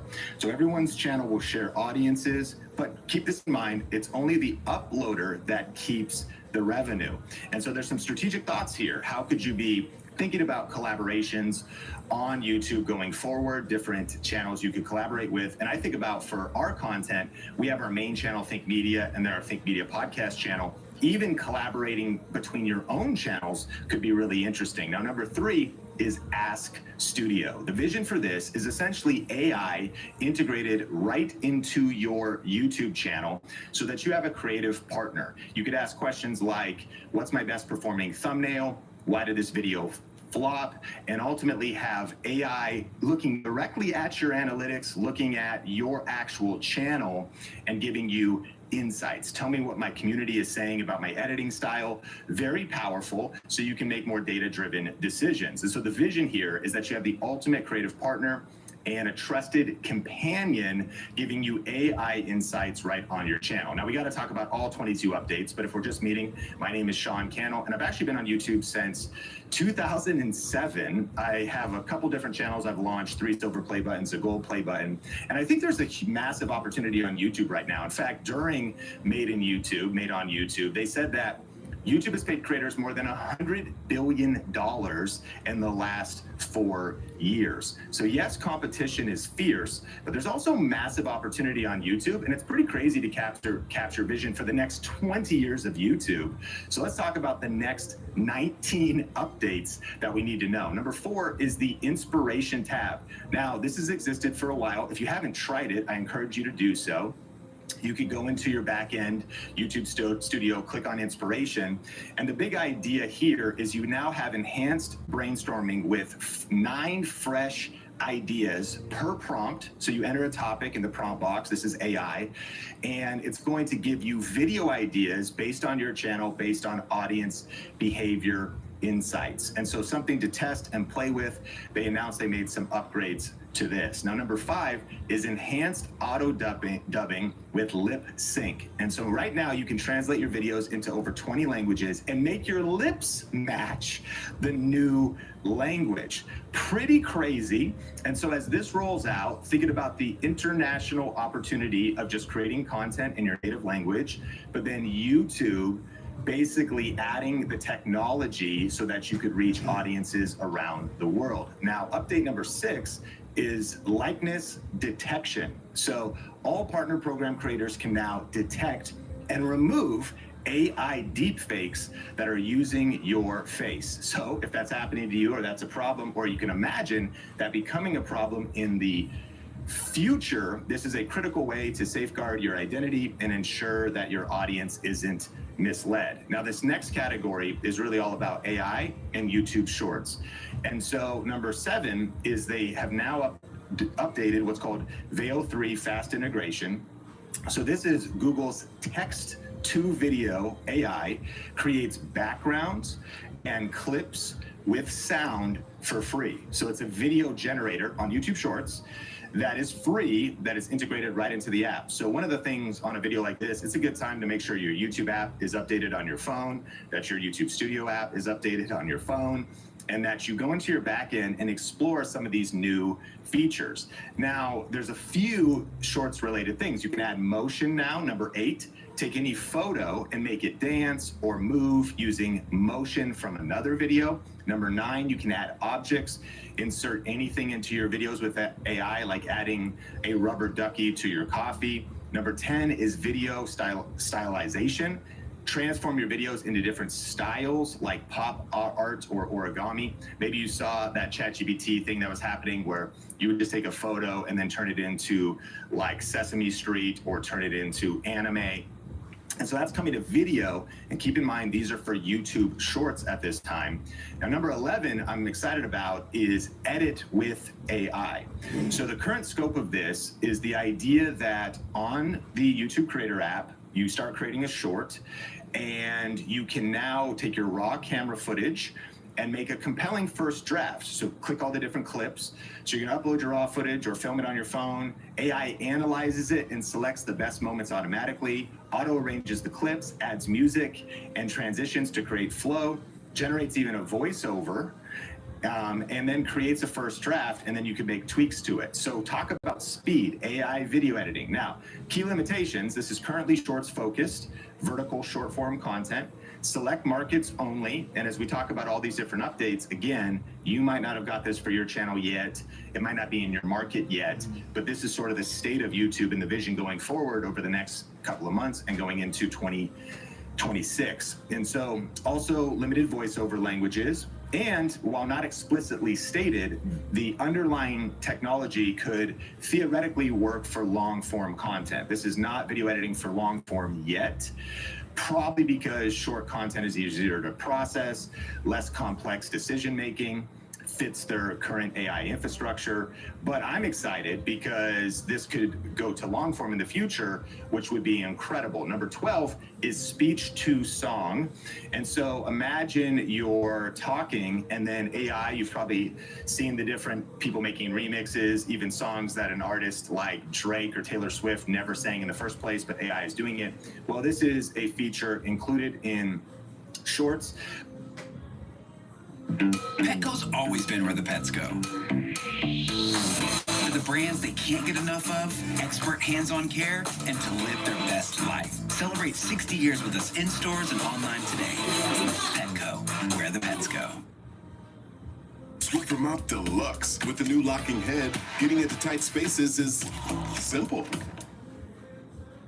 Shorts, where you could take dialogue from an original video and then using Lyra 2 to help create a song. You can add your own vibe to the song, like chill, danceable, or fun. And then the final results are actually attributed to the original creator. This is interesting, something to experiment, may or may not be relevant for you. Now, the next big category is the live streaming overhaul. And one of the stats they revealed was that on average, over 30% of daily logged in YouTube viewers watched live content in the second quarter of 2025 alone. So live streaming on YouTube is massive. And one of the things they said was that they want to be prioritizing discoverability. So if you're just starting YouTube or you're trying to think about how do I reach new people, you want to pay attention, because getting discovered when you're starting from scratch, or maybe you're in a plateau, you want to boost your YouTube channel, these are a couple features to pay attention to. So the 13th update is multi-aspect streaming. So you could go live horizontally and vertically simultaneously with one unified chat. And so now you can broadcast in two formats. This is going to appear in the regular YouTube feed where it normally shows up, and the Shorts feed. So that's more discoverability. That means one stream reaches viewers on desktop, TV, and mobile without you having to choose between formats or even manage separate streams. Now, they also added what's called practice mode, which is cool. You can rehearse privately with simulated comments before going live, get into the vibe before you actually, make it public. And it's going to have AI generated comments and chat interactions. And this will let you get comfortable with live streaming, get comfortable with the interface, test the setup, practice responding to chat without going live and then crashing and burning. Like, I've been there, right? You go live and you mess up your hook, you mess up your opening. So practice mode lets you kind of get locked in and then go live for real. Number 15 is playable on live. Over 75 games can now be played during streams to interact with your audience. And people are already streaming their gameplay, but this would be, integrated right on the platform. And then number 16, I highlighted this one, is React Live. So you can start your own vertical live stream reacting to other creators' live content. Now, if you haven't leaned into this, obviously on YouTube, React is one of the biggest opportunities because you can commentate, bring your own unique point of view to other popular content. Terms that we use at Think Media include influence surfing, where you're essentially surfing on the influence of someone else, or trend surfing, where you're riding on the wave of breaking news or something that's a trend. And so this will be interesting to see, because the fact if someone's going live, you jump on, you start reacting to it, something to definitely test out and could be a huge growth booster for you. Now, number 17 is AI live highlights. So you can now automatically create YouTube Shorts from the best moments of your stream. So when your live stream is over, AI scans the video and then can turn them right on platform, turn the live stream into clips, into YouTube Shorts that are ready to share on your channel. I think we have to address the elephant in the room, which there's all these different software platforms out there. We love a lot of them that help you chop up your content, turn it into clips, AI that supports YouTube creators. YouTube continues to add new features, and so they're just bringing this right into the platform itself for free. And so this stuff will be very disruptive and something to play with in terms of making it easy for established creators, but also the everyday creator to multiply your content potentially let YouTube identify the hot moments, and maybe you're one short away from a lot more discoverability on your YouTube channel. Now, number 18 is side-by-side ads. And so the idea here is that, again, when you're going live, if you've got monetization turned on and someone's watching that doesn't have YouTube Premium, you're watching the live, but then boom, you get hit with an ad that interrupts the stream. Okay, makes sense. Well, the idea here is it doesn't interrupt it. There's a ad side by side playing alongside, so it's less intrusive, but it also helps the creator get paid without pulling the audience away or losing your audience because someone's like, all right, I kind of like the live stream, but the interruption of the ad, I'm out of here. And so that'll be cool to see how that rolls out. Now, number 19 is kind of basic, but it's just the idea that members only live streams are easy to transition between. So do you want to do a live stream to your entire channel? Or if you have members only, paid members that are subscribing to your YouTube channel for exclusive content, you can easily set up a live stream just for them and be able to smoothly switch from public to paid member streams. Now we have a couple more updates to do, but I did want to give you a quick heads up. We recently did a brand new 27-page report here at Think Media, and these new updates are exciting that we've been learning about today, but the reality is there's over 20 million uploads hitting YouTube every single day. Turn up the tang for bites that bang, dips that kick with zip, salads that zing with zest, apps that sing with tang, Miracle Whip, tang it up. Try gummy vitamins from Nature Made, the #1 pharmacist recommended vitamin and supplement brand. There's over 20 million uploads hitting YouTube every single day. You heard me correct. 20 million videos are uploaded to YouTube every single day. So competition is fierce. And so I recently did a free training. You can get access to that, as well as this free 27-page strategy guide. I cover the 12 biggest threats to your growth in 2026 and the strategic shifts you must make now. It's entirely free. And all of these updates are cool, but if you don't have a dialed-in strategy, if you're not aware of some of the changes on the platform, then these new features aren't going to help much. And so definitely take advantage of that if you're interested. If you're listening to this on audio, you could go to ytreport.com to get it for free, or you could scan the QR code or use the link in the description. Let's talk about the monetization revolution with a few more updates out of the 22 things they announced. So there's also some new ways for creators to earn more money. And they did say that over $100 billion has been paid to creators over the last couple of years. And so YouTube is an incredible platform. In fact, they call it's its own economy. And that's true. It's its own economy. So here's a couple updates. Number 20 is dynamic brand segments. So here's what this is. You will be able to swap out sponsor reads after a brand deal expires, and you could potentially resell those slots. Now, this has existed on audio podcasts for a while. So imagine you just record your video, you record your content, and then what you're able to do is record a separate, call it an ad read, a brand deal spot, where a sponsor's paying you, and for a minute or two, you talk about the sponsor of the video. Well, on audio, 5 minutes into your podcast, you're talking, and then boom, a dynamic ad hits. But maybe you want to take that out. Well, you can do that. You just turn it off, or you could change it. And a lot of audio podcasters have loved this because you could actually, if you're getting evergreen views, your content keeps getting views, you can resell the impressions and the listens your content is getting. But the big problem on YouTube is the fact that you bake in sponsor spots.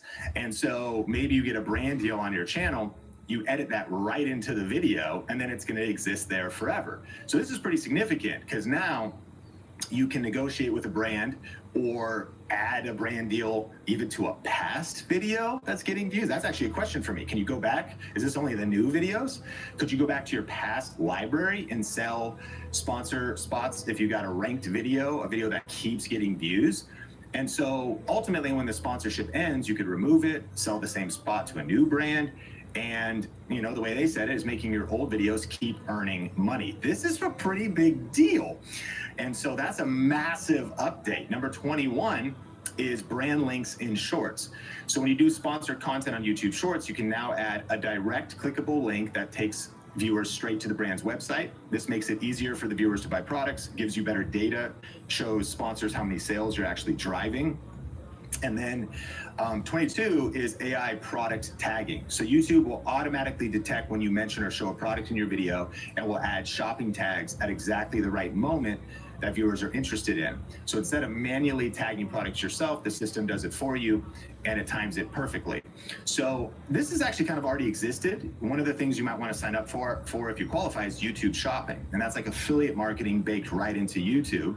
And you could put YouTube Shopping links right under your long form videos and your shorts videos, clickable products that show up right on top to whatever retailer. There's like tens of thousands, but to Walmart or to a skincare brand or to whatever. And so they're just saying that now this is enhanced and AI is going to see the products you're talking about and put that shopping link, and you get credit if someone clicks it and goes and makes a purchase. I'm sure you could turn this on and off if you don't want the intrusion or you don't want YouTube to make a mistake.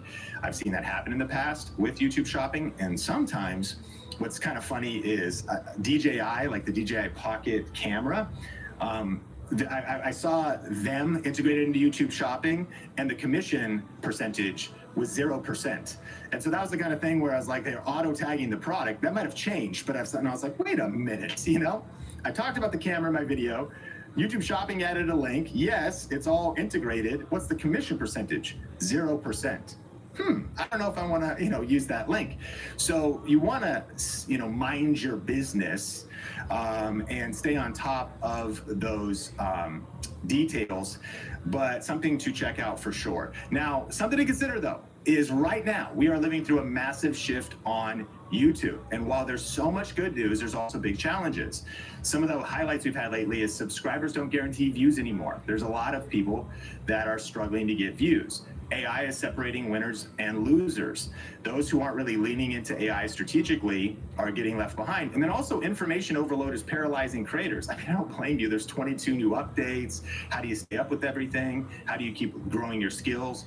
And so those are some of the biggest threats and challenges happening on YouTube right now. So this is some good news, but at Think Media, our mission is to equip you with real tactics, real strategies. And so if you want to start or grow a channel, or you want to be getting views right now and figure out some of the biggest changes, then I highly recommend grabbing our brand new report we wrote at Think Media called The Future of YouTube, 12 Threats to Grow to Your Growth in 2026 and the strategic shifts that you need to make now. It's totally free. And I also did a 1-hour kind of emergency class on it. And it's super tactical. This is no fluff. You could grab it at ytreport.com, scan the QR code, or click the link in the description, because again, we're here to help you win on YouTube. In fact, if you actually just want to skip straight to that 1-hour training, you can click or tap the screen to watch that next. My name is Sean Cannell, your guide to building a profitable YouTube channel, and I will catch you in a future video. Always quick and always delicious. Main Street Bistro side dishes pair with every side of dinner. Roommate just took up percussion. You need a job that gets you out of here. I need Indeed. Indeed you do. We'll be breaking down how small creators can land big brand deals, and creators of any size. It's so important when you are first engaging with a brand to ask them this question. And I'm curious, you've generated over $5 million in brand partnerships. What's the #1 misconception costing creators money right now? Your pitch has to be relevant to a campaign that the brand is either currently running or has run in the past. You can tie your pitch back to organic content that you've already posted that illustrates that your audience has an affinity for their brand or their product. In my experience, actually, the more niche you are, the more opportunities there are. These brands, these potential sponsors don't have a lot of places to spend this cash. Like, nobody else is doing that. Like, this is why people should subscribe to the Think Media podcast. If you want to tap into some of the best frameworks that'll help you negotiate, help you raise your rates, help you get started if you have a smaller or new channel, or if you are a larger creator, help you earn more.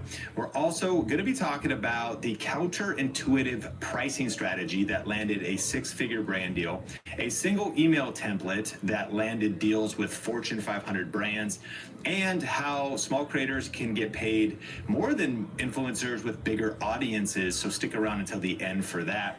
Today's guest is Justin Moore, who is a sponsorship coach and the founder of Creator Wizard.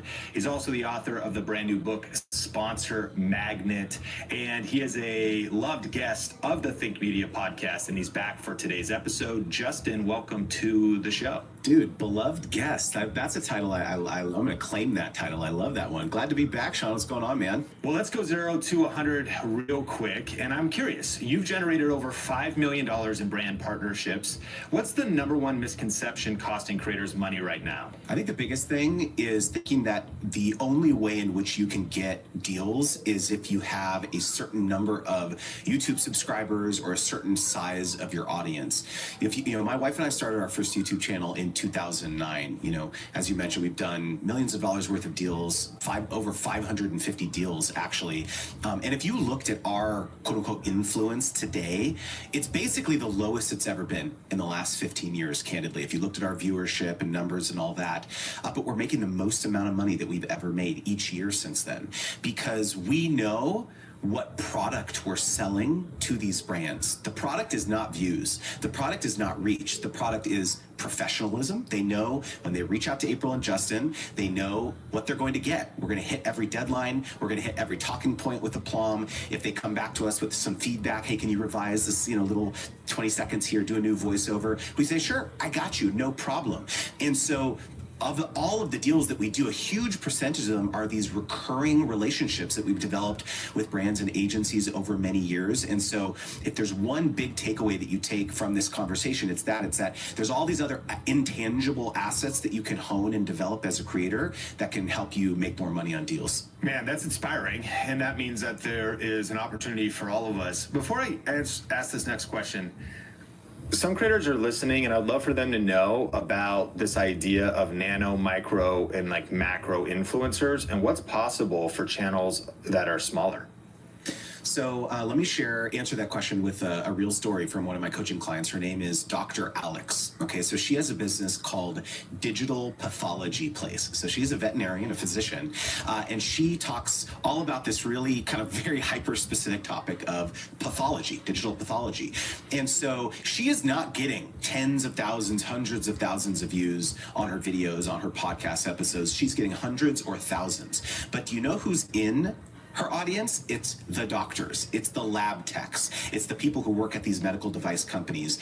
And she is absolutely crushing it with brand sponsorships because, these companies who are manufacturing the equipment that these people need, where do they market? It's really difficult to find out places to deploy their marketing capital. And so, when you think about kind of these hyper-specific creators, niche, and, in these very specific industries that may not seem like, I don't know, is there any brands that would want to collaborate with me? In my experience, actually, the more niche you are, the more opportunities there are, because these brands, these potential sponsors don't have a lot of places to spend this cash. That's like one of the quotes of the year. The more niche you are, the more opportunities there are. It so speaks to just being strategic. And there's a classic marketing book called Positioning, like really narrowing in on your position. And it's exciting because in the creator economy, again, I think everyone's chasing a lot of times when we start virality and millions of views, but you can make big money with a small channel, and we're going to continue to unpack those strategies. But can you actually walk us through the specific pricing strategy that helped Paul Jamison land his six-figure sponsorship? Okay, I love it. So Paul Jamison is the host of a podcast called the Green Industry Podcast. So he's on YouTube, he's on social media as well. But what he does, you're going to love this, Sean.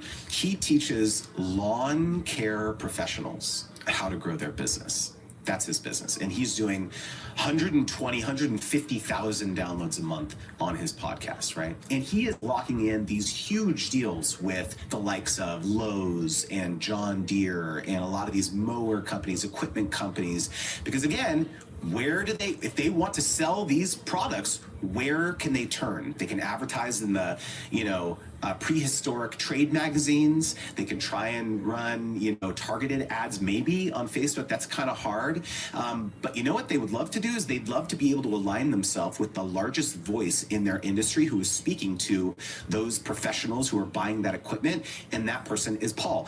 One thing that I think a lot of people, when they think about a brand deal or they think about a sponsorship, they think about, I'm going to talk about this brand for 60 to 90 seconds on my YouTube video, like an integration, right? One of the most recent deals that Paul inked with John Deere, they hired him to do a live podcasting session in their booth at the largest trade show in their industry. It's called Equip. It was back in October, and they basically said, he's the largest name, and they said, hey, we want you in our booth for the entire 3 days. So what he did, he had all of his friends come through and record episodes. He had all the people in the marketing team record episodes from John Deere. And so does that sound like a typical sponsorship? Not really, right? And so I hope that this is kind of stretching everyone's imaginations of what can actually be possible if you develop an expertise in a very specific thing. Now, I'm also curious, that's pretty inspiring, and it speaks to just the evolution of the creator economy and things being so much different than we may have think they look. We just think it's maybe one video, one payment, and that's what it is. When you also talk about six-figure sponsorships, do you encourage people to pursue longer-term deals, whatever details you could share of that six-figure sponsorship, of how it might have been structured that could be different than how we would assume? Yeah, so of course, I want to respect Paul's privacy, and so he, I can't talk the exact specifics of what the deal dynamics are, but rest assured, he's doing all sorts of types of deals. I would say some that are recurring, some that are, these one-off kind of very large chunks. Let's put Paul aside. If there's types, long, short, Let's actually split hairs real quickly here, because the recurring sponsorships are the dream for anyone, regardless of what the cadence is, right? Just something more than just a one-off thing. The challenge with trying to pitch a brand that you've never worked with on a recurring deal is that they have been burned a lot by creators in the past, where a creator has promised the world to them and failed to deliver. They weren't professional, they didn't turn things in on time, the work quality was substandard, and so they're very nervous. But before they have any sort of experience working with you, it's going to be pretty hard to convince a sponsor to sign on to a 12-month deal with you. And so my sincere advice is, in the beginning, just blow their absolute socks off on this first deal, and then that's when you can broach this topic of a longer-term engagement. And so once you do illustrate that you're awesome and you had great results from that first partnership, one of the things I talk about is the importance of putting together what's called a post-campaign report, where you actually are not just sending screenshots to them when they're asking, you're saying, hey, not only am I going to share you the quantitative performance of this campaign, but I'm going to share you some qualitative insights that I had. Hey, I actually had people DMing me or responding to my email blast that I made about this partnership, and they said X, Y, Z. I actually, and maybe it was maybe a neutral or a negative comment. It wasn't oh, I love the brand. It was this brand sucks, and here's the reason why it sucks. And you say, hey, I got 5 comments like that. I actually think we should lean into that in another integration together, where we lean into this objection that people are having about your product, and allowing you to say, hey, we actually reformulated the product 6 months ago. Maybe people don't know that. Let's talk about that in the next version. And so a lot of it comes down to actually cycling feedback from your audience back to the brand, so you can have some insights what to target for some additional engagements. Every day you want to start your YouTube channel is another day of missed opportunities and untapped potential. Here's the truth. YouTube reaches more 18 to 49-year-olds than all the cable networks combined. The opportunity is massive, and the Think Media team and I want to help you seize it. I'm excited to announce our YouTube 1K Challenge, a free 5-day event that will give you the exact blueprint to start and grow your YouTube channel in 2025. Whether you're an entrepreneur, business owner, or somebody ready to grow their personal brand, this challenge is your roadmap to success. To register, just go to tube1kchallenge.com. We're going to be doing one training session a day for 5 days, and you're going to learn how to get your first 1,000 subscribers and start earning real income. Insider strategies that make viewers want to click on your videos and keep watching. multiple different ways to earn money from your YouTube channel, even if you have a small audience, and how to build an authentic personal brand that truly connects with people. But it gets even better. We are giving away prizes every single day of the challenge. You could win professional microphones, lighting kits, and premium content creation software. And during this challenge, you're getting access to the exact training that we offer in our $4,000 coaching program, but you're getting it completely for free, and you can start with just your smartphone. So if you're ready to turn 2025 into your YouTube breakthrough year, go to tube1kchallenge.com to register. That's tube1kchallenge.com, or click the link in the show notes or YouTube description to register for our upcoming challenge. Recurring sponsorships are the dream, but chances are going, from not knowing the brand or working with them to a recurring, you don't even know if you want to do it necessarily. So that's probably not step one. And in a new year, being aware that brands have been burned.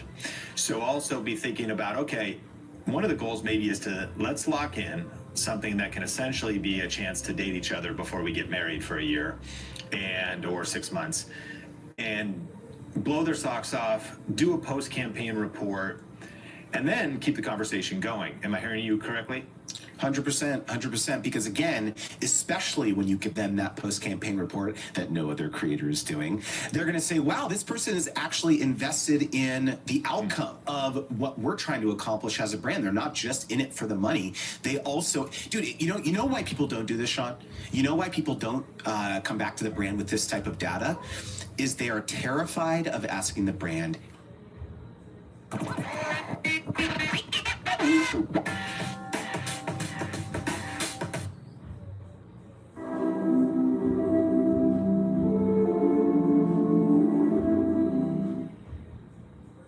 In cybersecurity, every second counts. Hesitation isn't an option. Sophos Managed Detection and Response keeps your business protected 24/7, slashing containment times from hours to mere minutes.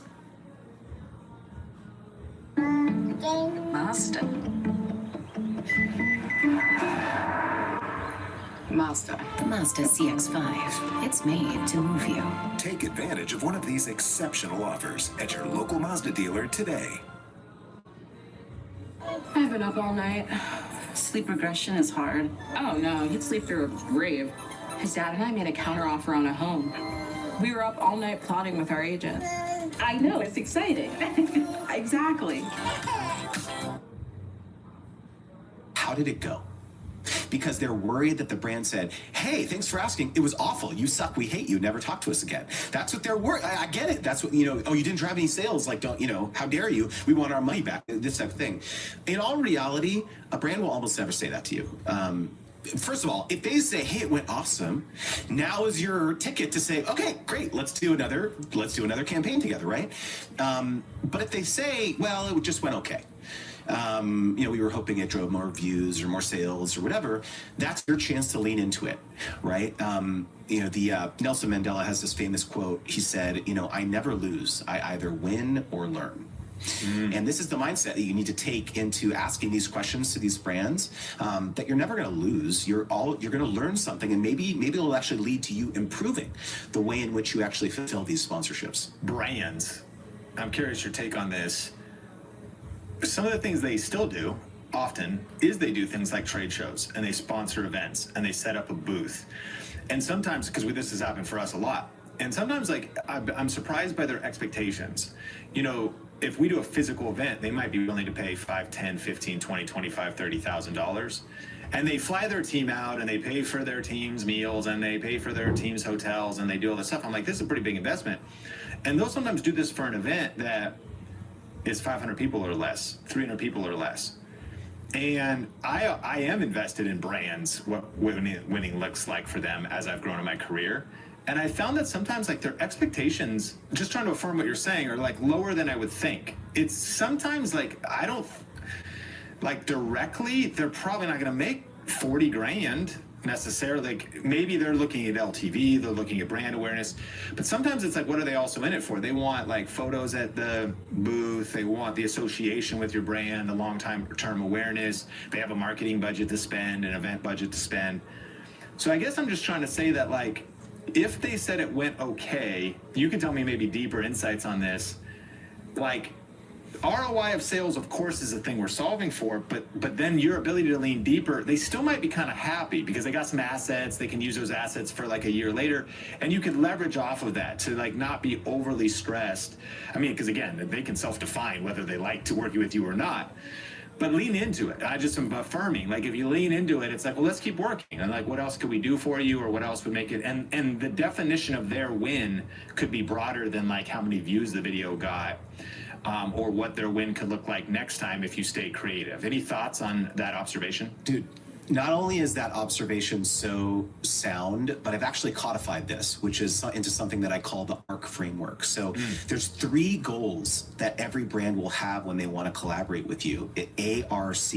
That first is awareness, where they are, have a new campaign for a new product that they're launching. Maybe they were only available in the UK, now they're coming to the US, or maybe they're running a seasonal promotion. That is an awareness-focused campaign. The R in ARC is repurposing. So what you just mentioned, maybe a big goal of theirs is, you know what, we don't have a lot of great content that we can post on our platforms, on our social media, or run for paid advertising. Man, we would love to get, photos, videos from Grow with Video Live and be able to repurpose that and show our brand as advocates of the community. That's huge for us. We would love that.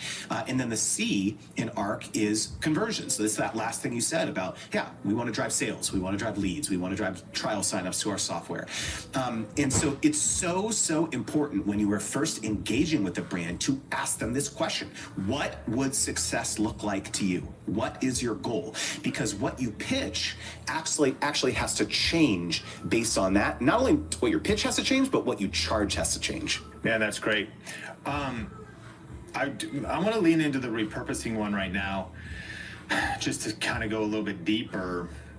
How should we think about charging and protecting ourselves? I think it's one of the last things creators think about is usage rights and perpetuity usage rights. So if we're an early creator, sometimes we might think, man, the brand's going to give us $100, $500, $1,000 in free product. And it's really cool. And that's happening all over the creator economy for all kinds of small channels. And in that, we are happy with the deal because, we're agreeing to it. It's a nice upstart. But in the contract, it says we can use your likeness in this content in perpetuity for 10 generations. You know what I mean? Like forever, literally. 1,000 years from now, we're going to still be able to use this. Now, what's also interesting is there's even some public celebrities that have their rights were, given away when they were doing advertising 10 years ago. Then they're a famous movie star now, and that company's still leveraging it, and sometimes they can't even do anything about it. So it's kind of Simu Liu, do you remember the stock photos that Simu Liu did before he was a celebrity? And they own the rights to that forever. Now he's a famous movie star. Isn't he in one of the Marvel movies? Yeah, he was. Yeah, exactly. So Simu Liu is in one of the Marvel movies. Super famous now, but yet that original stock photos he did, he signed away rights. Mm-hmm. I think I want listeners to see, you never know who you're going to become. You never know, and regardless, it's your likeness anyways. But you never know how big you'll become. You'll never know what your usage and rights will be like. And then, if anything, I think there's also something about I think it'd be very reasonable to give somebody a year, 2, even 3, because in some cases, what we're talking about is you don't know how long your career is going to be. So you don't know that you're probably not going to be in Marvel movies in 1 or 2 years, but you might be in 5 to 10, the places you could be. And so even if a brand's we for sure need to use this, you're well, 24 months might be a great cap. So it's literally not in perpetuity is so insane. And literally forever is crazy. So thoughts on this, how you would price different, things that you would look for in contracts, just red flags. So you maybe, or just things like easy, I get you want to use this, you want to run ads on it. That's part of why you're paying me. Even for maybe UGC too. Even if you're just going to use me on your website. But do you think capping it at 1-2 years and or asking for just a higher price? And a lot of creators listening to this are afraid to make these pushbacks because it's man, I don't want to mess up the deal. Right. So 100%, you should be capping the duration of the usage rights for sure, because not only, as you said, could things change a lot in a relatively short time frame, but in reality, the likelihood that a brand is really going to use this asset of yours forever is super low. So being able to educate them, they may just saying, oh, well, this is standard. We get perpetual usage rights for everyone. They try to pull this card on you, and you say, okay, well, I understand that. I respect that. In all likelihood, this is a seasonal campaign that I'm going to be talking about doing this UGC for you. The likelihood of, you needing this in 5 years is going to be very unlikely. So, capping it at a year is probably, you're going to get a lot of utility out of this for the next year. And so that should be sufficient. I do have actually, though, a rule of thumb formula that I talk about in my book Sponsor Magnet for pricing these types of things. And so when it comes down to licensing, so if the brand is asking to take your content and use it on their platforms, on their website, on their social media, on an e-commerce partner's site or whatever, I advise charging 15% of the base deal size per 30-day period. So if they're paying you $10,000, let's say, for the content creation as part of this project, then you're going to be charging an incremental $1,500 per 30 days. So that's for licensing. However, if they want to actually leverage the content that you natively post on your platform and amplify it or boost it, sometimes called allow listing. This is where you're actually allowing them to basically to get into the back end of your Facebook or Instagram, or you're giving them like a Spark code, it's called on TikTok, to run ads basically with the content you posted. That's more like 25% of the base deal size. So that would be an incremental $2,500 in that example a month. And so what you'll quickly see actually is that, let's say that they wanted rights for 6 months. You actually might make more money in usage rights than you do in generating the content itself. And this is maybe shocking to some people who hear this, but this is fairly standard in advertising. Brands are used to paying for a fixed fee for the actual generation of the content, but they have to pay the platforms, Facebook, Instagram, YouTube, etc., to continue running this ad. What's interesting is that right now we have a brand that is running ads on an organic YouTube video. But you're kind of shifting my thinking, because I was like, well, we actually make a little bit of ad revenue off of that. And it's actually still to our affiliate links. Maybe, tell me if you would, in my case, if it'd be different. I was like, sounds like a win-win. Like, you're going to drive views on that video up. I will get 50% of those dollars in the YouTube Partner Program ad revenue, and YouTube will get the other 50%. They're just probably organic. They're clearly organically wanting to push awareness of their product harder than the organic reach of my video.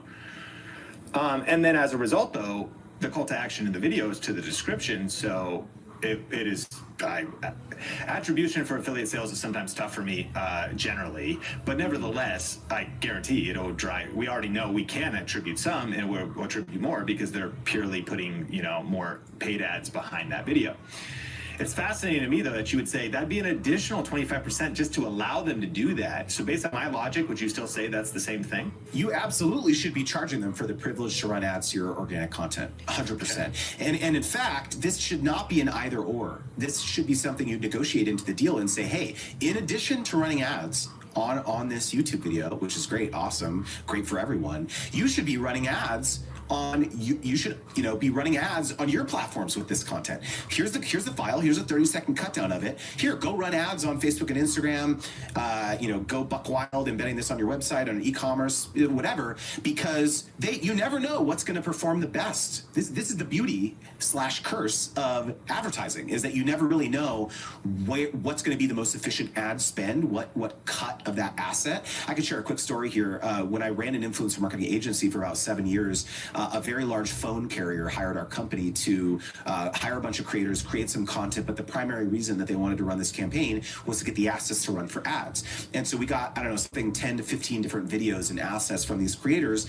And there was this one video in particular that was super high quality. It was like super polished, professional, beautiful B-roll, beautiful. And I was like, man, this video is going to crush as an ad. Like, this is so beautiful. And then we had a smattering of other types of creators. But then there was this one video that was awful, dude. It looked like it was shot on a potato. It was like on a Nokia like brick phone. It was so low quality. It was super low res. It just was like terrible. And guess which one performed better as an ad? The baked potato. The baked potato, bro. You never know like what is going to perform best as an ad. And so it's part of this is like educating the brand about it's important to like test different things to see which performs the best. Man, that's very insightful and some very practical tips in regards to especially licensing. It's like a lot of people forget about that. Ask the brands what they want, use the ARC formula. Awareness, repurposing, and conversion could be their goals, getting clear on their goals. You've also helped creators land deals with major brands. Can you share the email template that's worked best when working with Fortune 500 companies? Obviously, it's going to be verbal, whether people watch the video podcast or audio, but kind of maybe what is that outline of that, or what's the power of this, the subject line, things like that? All right, so I teach a pitching method called the ROPE method. I talk about it in my book, Sponsor Magnet, and basically it's ROPE. So R stands for your pitch has to be relevant to a campaign the brand is either currently running or has run in the past.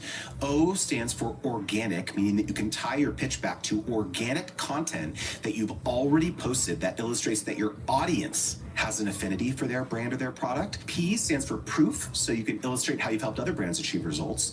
And E stands for easy to execute. When the brand says, yeah, oh, this is interesting, what did you have in mind? And so the form that this takes, so actually, should we do a real life teaching example here? This might actually make it really tangible for people. Yeah, give me a brand, Sean, that you say, oh, this is a dream brand for Think Media. I would love to collaborate.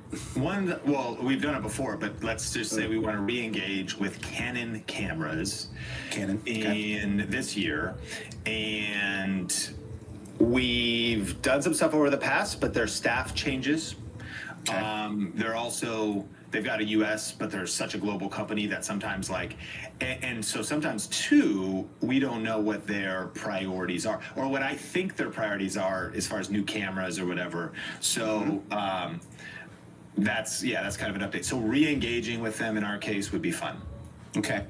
All right. So what I'm doing in the background while you were talking about this is I pulled up Canon's Instagram. So I'm looking at Canon USA. Okay. Actually, you know what? I'm going to share my screen here. How about that? Is that fun?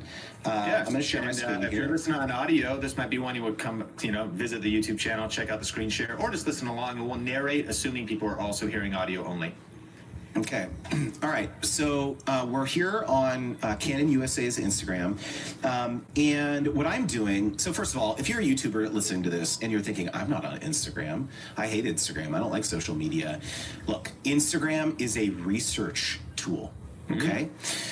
Brands are basically telling you what is important to them. They're posting about the campaigns and the things that are important to them. So you know what I'm going to do?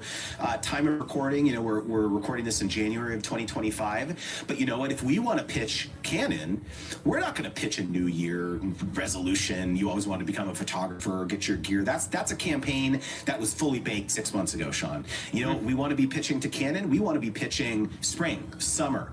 We want to know what were they doing last spring or summer, because in all likelihood, they're going to run similar campaigns to that. So what I'm doing is I'm scrolling back, scrolling. I'm looking, okay, what were they talking about last year, right? So of course they're talking about all sorts of cameras that are releasing. Okay, what is this? Harmony at work. Okay, Harmony. Here we go. Harmony. There's a URL here, Harmony for Every You. I'm just going to open that because I don't know what that is, but I'm curious. I want to find out. I'm scrolling. Let's see, who's this guy? Canon Explorer of Light. So here's a hashtag that we could go down a rabbit hole and see what that's about. Let's see here, fantasy photography. I'm also looking, okay, Canon Explorer. We are proud to welcome a new class of storytellers to the Canon Explorer of Light program. Okay, so this was in May of 2024. So this looks like they probably identified a group of, I don't know, based on this video I'm watching, maybe 6 or 7 people who are they're inducting, and I don't know, some sort of incubator, maybe accelerator to help them level up their skills potentially. And so, you know what your pitch is to them, Sean? Wow, I loved this Canon Explorer of Light program you did last May. I was curious, are you going to be inducting another class of storytellers into this program in 2025. What if we partnered together to help recruit for the application process for this next group of people? We have a huge, reach on our YouTube channel, on our newsletter of aspiring filmmakers and storytellers. Why don't we partner together to really blow this thing up? That's the pitch. Man, it's so genius, because then it's also you've ultimately shown you've done your research. They can tell that you care. The answer could be as simple as, no, we're not going to do that again, but you've built, like, nobody else is doing that. Like, this is why people should subscribe to the Think Media podcast, because at this moment in the show, the kind of gems you get, you want to be doing what nobody else is doing, thinking how nobody else is thinking, and it's such a better foot in the door. People can tell you prepared. People can tell you did your research. And that's a gangster tip too, because to be thoughtful, not even just their Instagram, it's too late if it's the campaign that's happening now. They cooked that up a long time ago. But to go back to the previous year's season, it's genius. Dude, I mean, gold. So I love what you brought up, which is like, they may not be into this. They may not be doing that program again, but that's not the point. You gave them something tangible that they could react to. They could say, hey, we love your initiative here. So going back to the template, right, of what you say, it's like the R is the relevancy, right? It's the subject line of this email is #Canon Explorer of Light in 2025, ? That's the subject line. They're going to open that email. They're not going to open 1 million plus subscriber YouTube channel collaboration ? Right? Where it's like, oh, I have this many followers, I have this many subscribers. Delete, ghost. They don't know who you are. They don't care. What's in it for them, right? The first line is what we just talked about. It's about this program. And then the O, the organic part of this pitch, is that you're going to link to some sort of similar contest, giveaway, recruitment thing that you guys have done in the past to try to recruit people.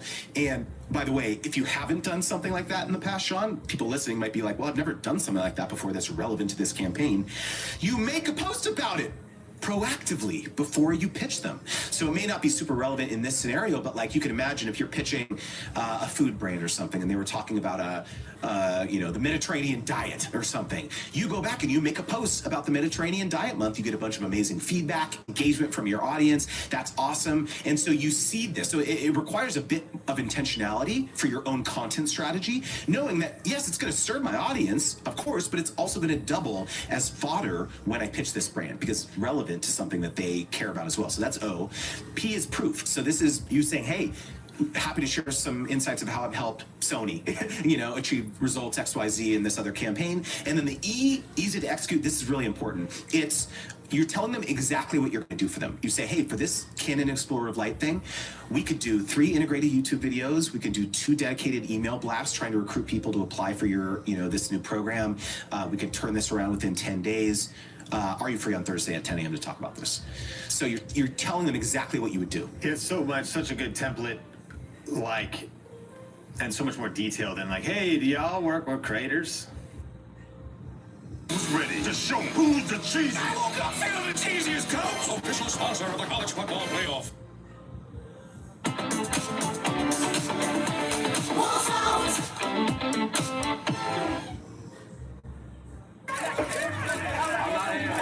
I'm not Jack. Because a car that doesn't make you feel recognized is a car that stops short of amazing.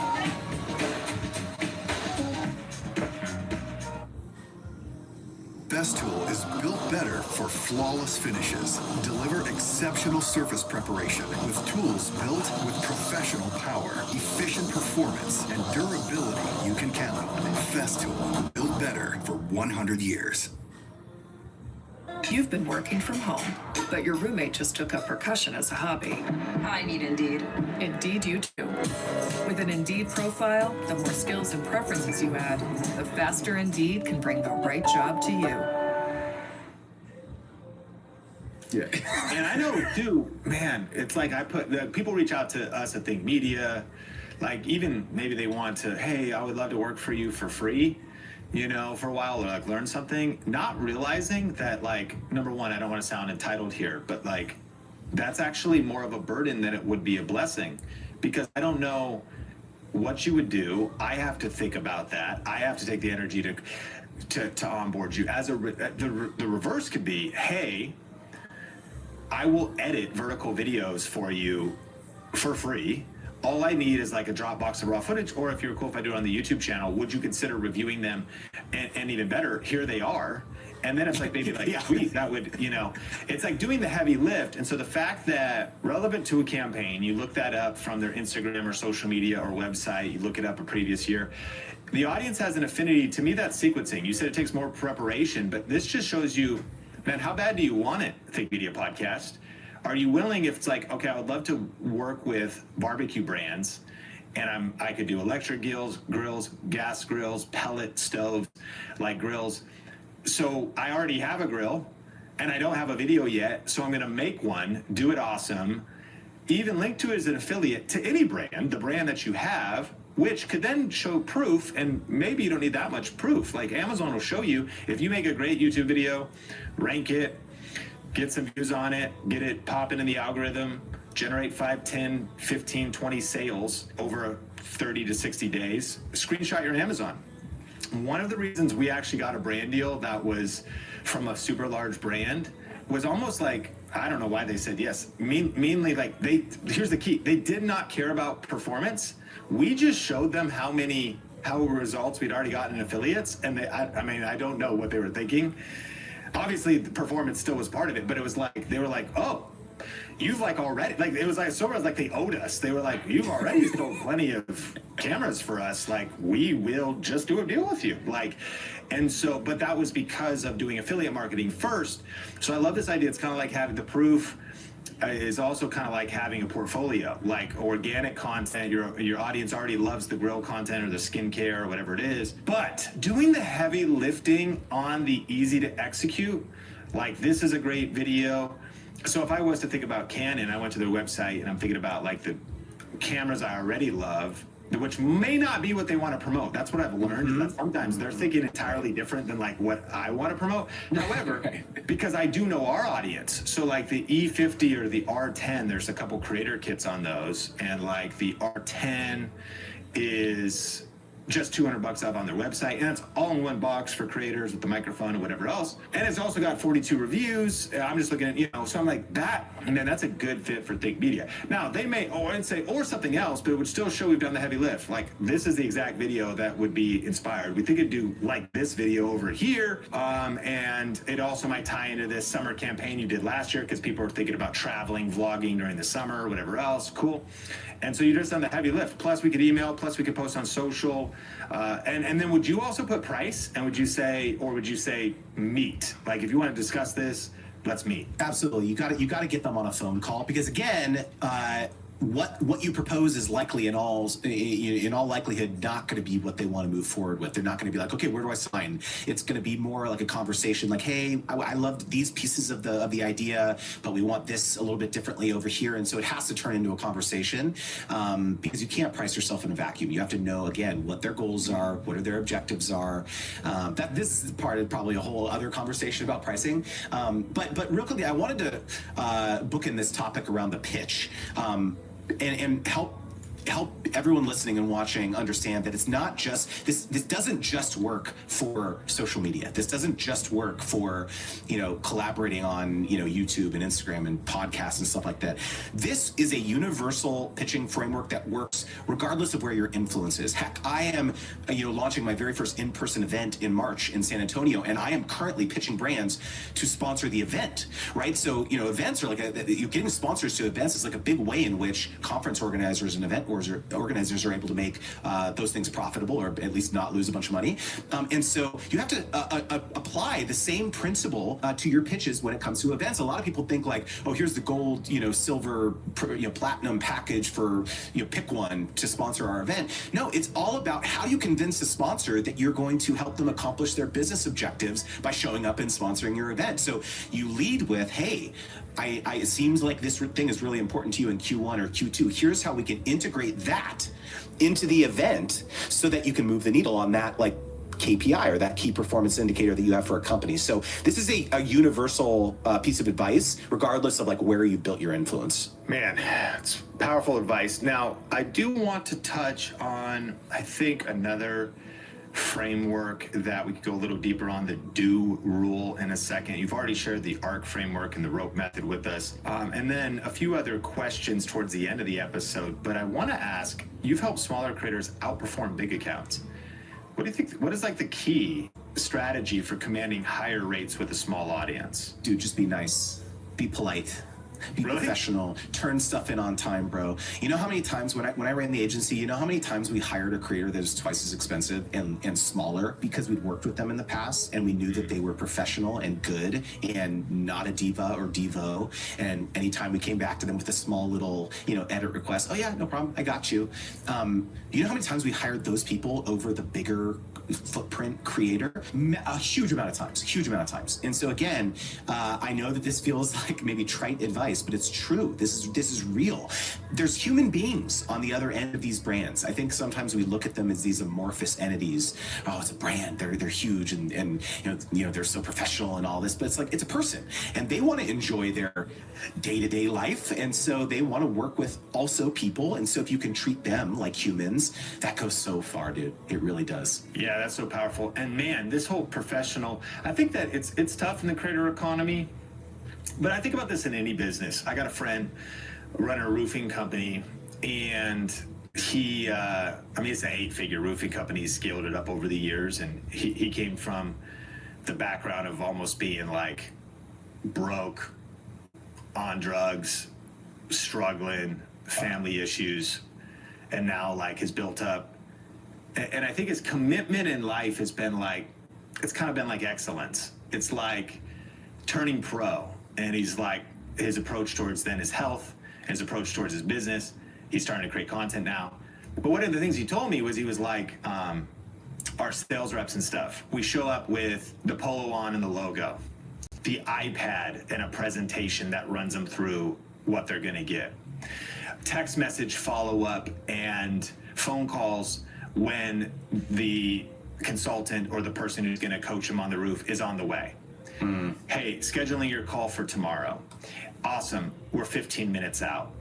Hey, and he's leveraging technology to do it. So he's also, and he's like, no other roofing companies and competitor roofing companies are, they may be doing 1, 2, 3 million a year top line revenue, but they're struggling. They're kind of like, they're sort of stuck. And one of the reasons they're stuck is just because of a lack of strong brand, strong professionalism, because it's kind of ma and pa. I'd encourage listeners, it's kind of a different mindset. Like, why can't you be thinking big in small places? Don't let your small YouTube channel make you small-minded. What would it look like to turn your professionalism up, your brand, your dress, how you're showing up on calls, how you're showing up, and maybe it's your logo, your professionalism. Listen, we're all about punch fear in the face, press record, start with what you have, get 1% better with every upload. But the pursuit of mastery and the pursuit of excellence is a lifelong pursuit. And you just say, then it's kindness, professional. It makes me think customer service. I got a friend in Las Vegas, Rachel Sneed, who runs wedding chapels, and she carries that spirit of excellence. It's like this like biblical spirit of Daniel in the book of Daniel. It was like he had an excellent spirit, and it was like an excellent, and it was customer service, how people are treated. And you know what's crazy, and I think you'd agree with this, Justin, 99% just won't ever do this. So it's really not that hard to stand out and be extraordinary, because ordinary is so common. Meaning, like, if I'm retail shopping, chances are I walk in and this girl's she's like smacking her gum and like twisting it in her Bon Qui nails, looking at her phone like, you need anything? Even if she acknowledges me, this is not even a real situation, although Matt got my court, I tried to make the story funny. But I mean, it's true. Like, I'm just like, but go in, the customer service person doesn't even acknowledge you, or they give you a half-hearted thank you, or, welcome, or you go into a restaurant, it's not clean. You go in, service is bad, and you kind of tolerate it. You're just like, that's kind of just what it is. You're like, I'm probably not going to be acknowledged, appreciated, thanked. Walk around the counter, shake my hand, as you leave, that's rare, So anyways, to me, it's kind of like, can you go a little bit deeper on that? Being nice, being professional, it goes a long way because also people are on the other side of these brands. Always quick and always delicious. Main Street Bistro side dishes pair with every side of dinner. Testing for colon cancer with a Cologuard kit takes just minutes. Now I got the whole dang day to do whatever the heck I please. Woo, doggy!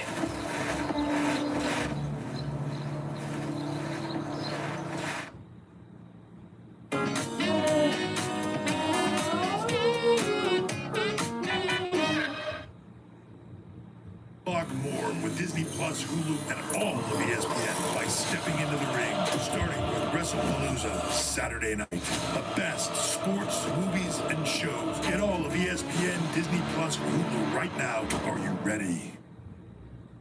North Park University, we prepare students both online and on campus in a diverse and vibrant setting for lives of significance and service through education. Visit degree.northpark.edu and find your purpose-driven career.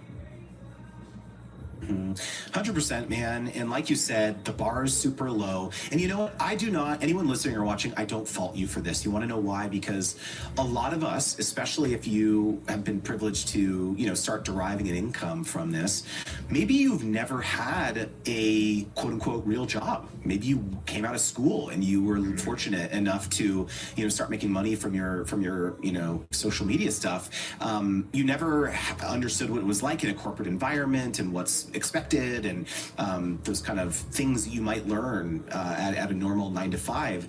You're kind of learning this on the fly. So I totally commiserate with you and understand. But that's why it's so important to educate yourself around what it actually takes to be professional.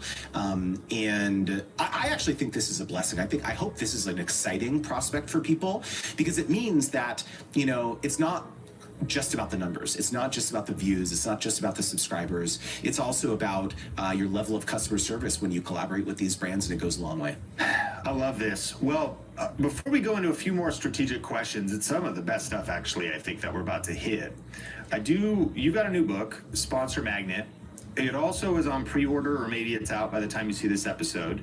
And if you go to the website, and we'll make sure that's in the show notes, people can get some other cool stuff like 15 negotiation scripts, which is priceless. And you've got a bunch of other cool things.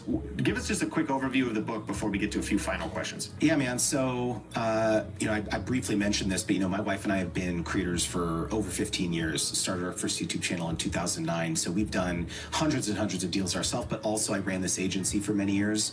And that, I think, has afforded me a pretty unique perspective to kind of behind the scenes of what's actually happening at these brands and what they're saying behind closed doors about creators and why they're passing on you and hiring other people instead.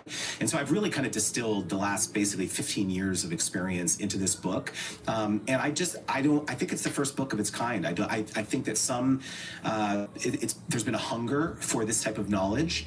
And I'm very, very excited about finally getting it out into the universe because I really do feel it's going to impact a lot of people's lives and businesses quite profoundly. And so, it's everything that I know. I basically talk about my 8-step sponsorship wheel methodology, which is basically walking you through the pitch, the negotiation, contracts, the concept, the feedback, the production, the feedback, the publication, and the analysis. So those are the 8 steps, and how important it is to actually have a system to turn sponsorships into a predictable income. So I think it's going to be a pretty exciting thing for a lot of people. We don't rise to the level of our goals. We fall to the level of our systems. Systems are the secret. And it's one thing to do a one-off deal and get lucky. It's a whole other thing to turn this into a systematic business. And the creators who truly last, even get liftoff, let alone last, are going to lean into systems.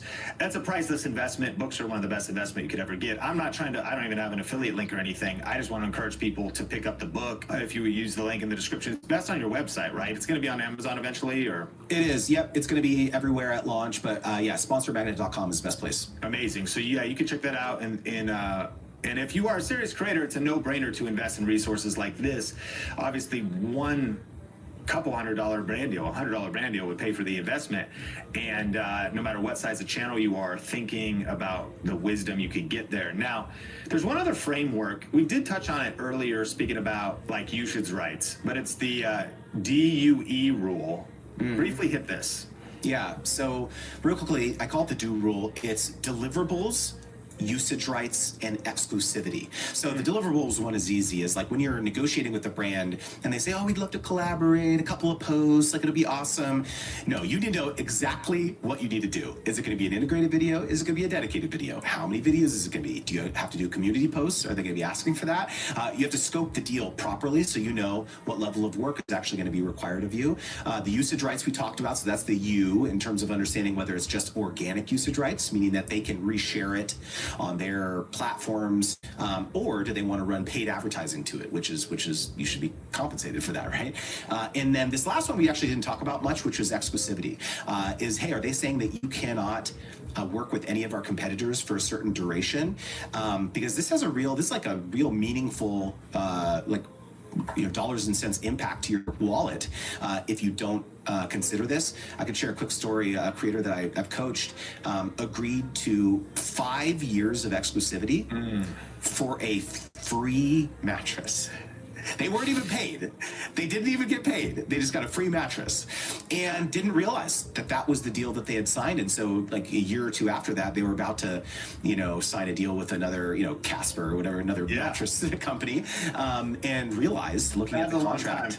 Yeah, 5 years. Realized, and they were just like, oh my God. So this has like a material impact on your life and your business. And so this stuff matters. Like you really need to understand before you enter into these agreements and ensure you're protected.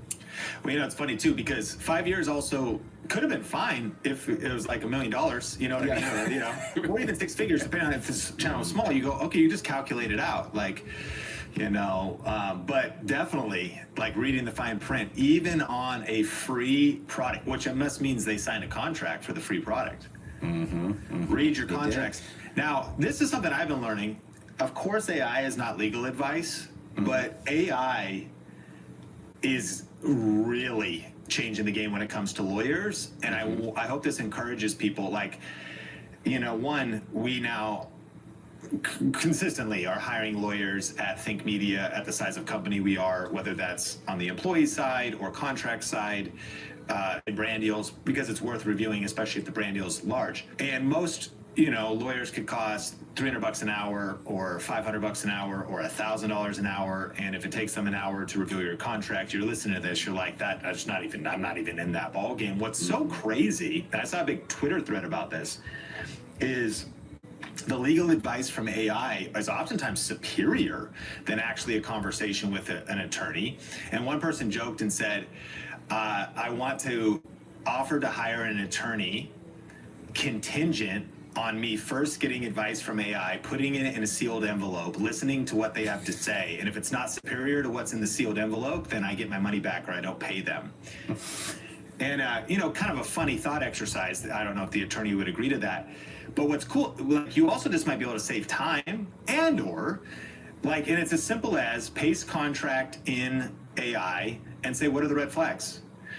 And that could, I just did one. And so I decided not to hire an attorney. I wasn't that stressed about the whole thing, but it gave me like 6 things to consider. And also, because I'm an impatient person, number one, if I read it, I'm going to start going dyslexic and start like getting like, oh, I don't even know and I don't care. But man, if I've learned, you need to know and care. You're saying it. You don't want to give 5 years of, and so AI could just prompt you and say, do you really want to give 5 years of exclusive rights? You might be like, and then you can ask questions. What does that mean? What does exclusive mean? And so it's, a new year. I think leaning into that as you start looking at any contracts, we're living in an era where the old Sean was probably just going to be taken advantage of. The new Sean, at least, is actually running everything through AI.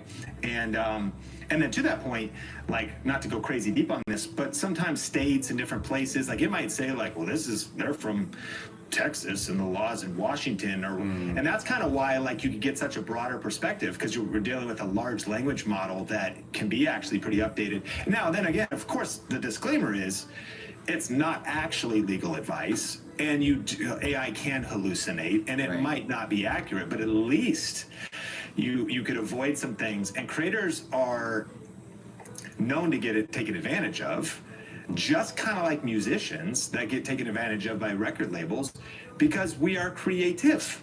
We want to just focus on the video and do the art, and the reading and analyzing a contract is the most stressful, and so unfortunately, whether intentional or not, brands take advantage of that, or they have their standard thing. That'd be another thing, and you can affirm or challenge anything I'm saying here.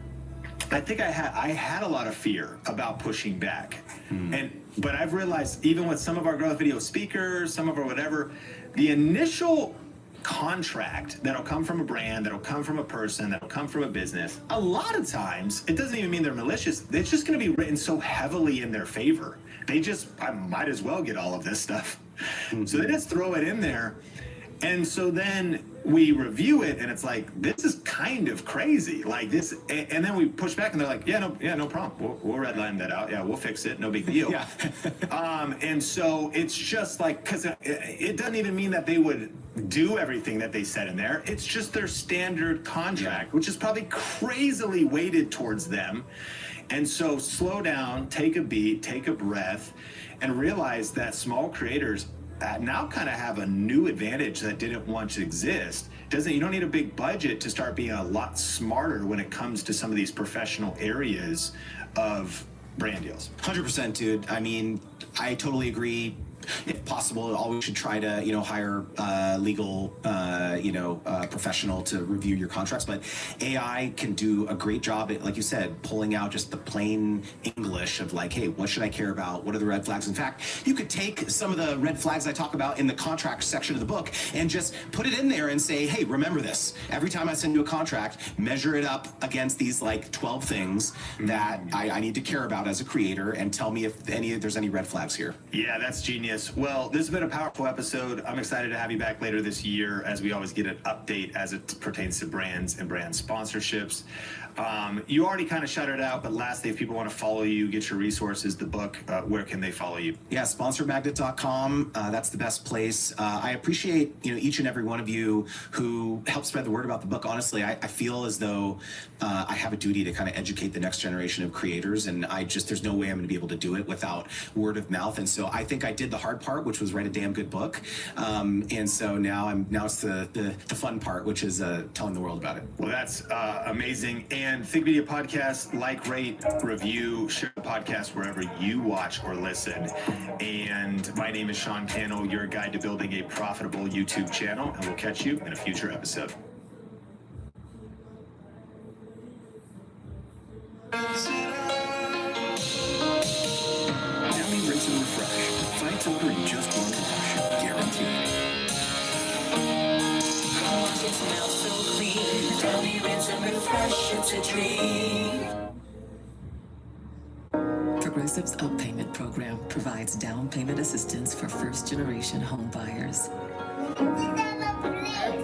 Because we believe everyone should have the access and opportunity to own a home. $30,000 on YouTube with only 5,000 subscribers. One of the biggest myths about starting something on the side is this idea of balance. No brand deals, no viral shorts, just one thing most creators never think to do. It's so difficult to spend 40 plus hours a week at a place that isn't exactly where you'd like to be, and then to try to find the willpower to come home afterwards.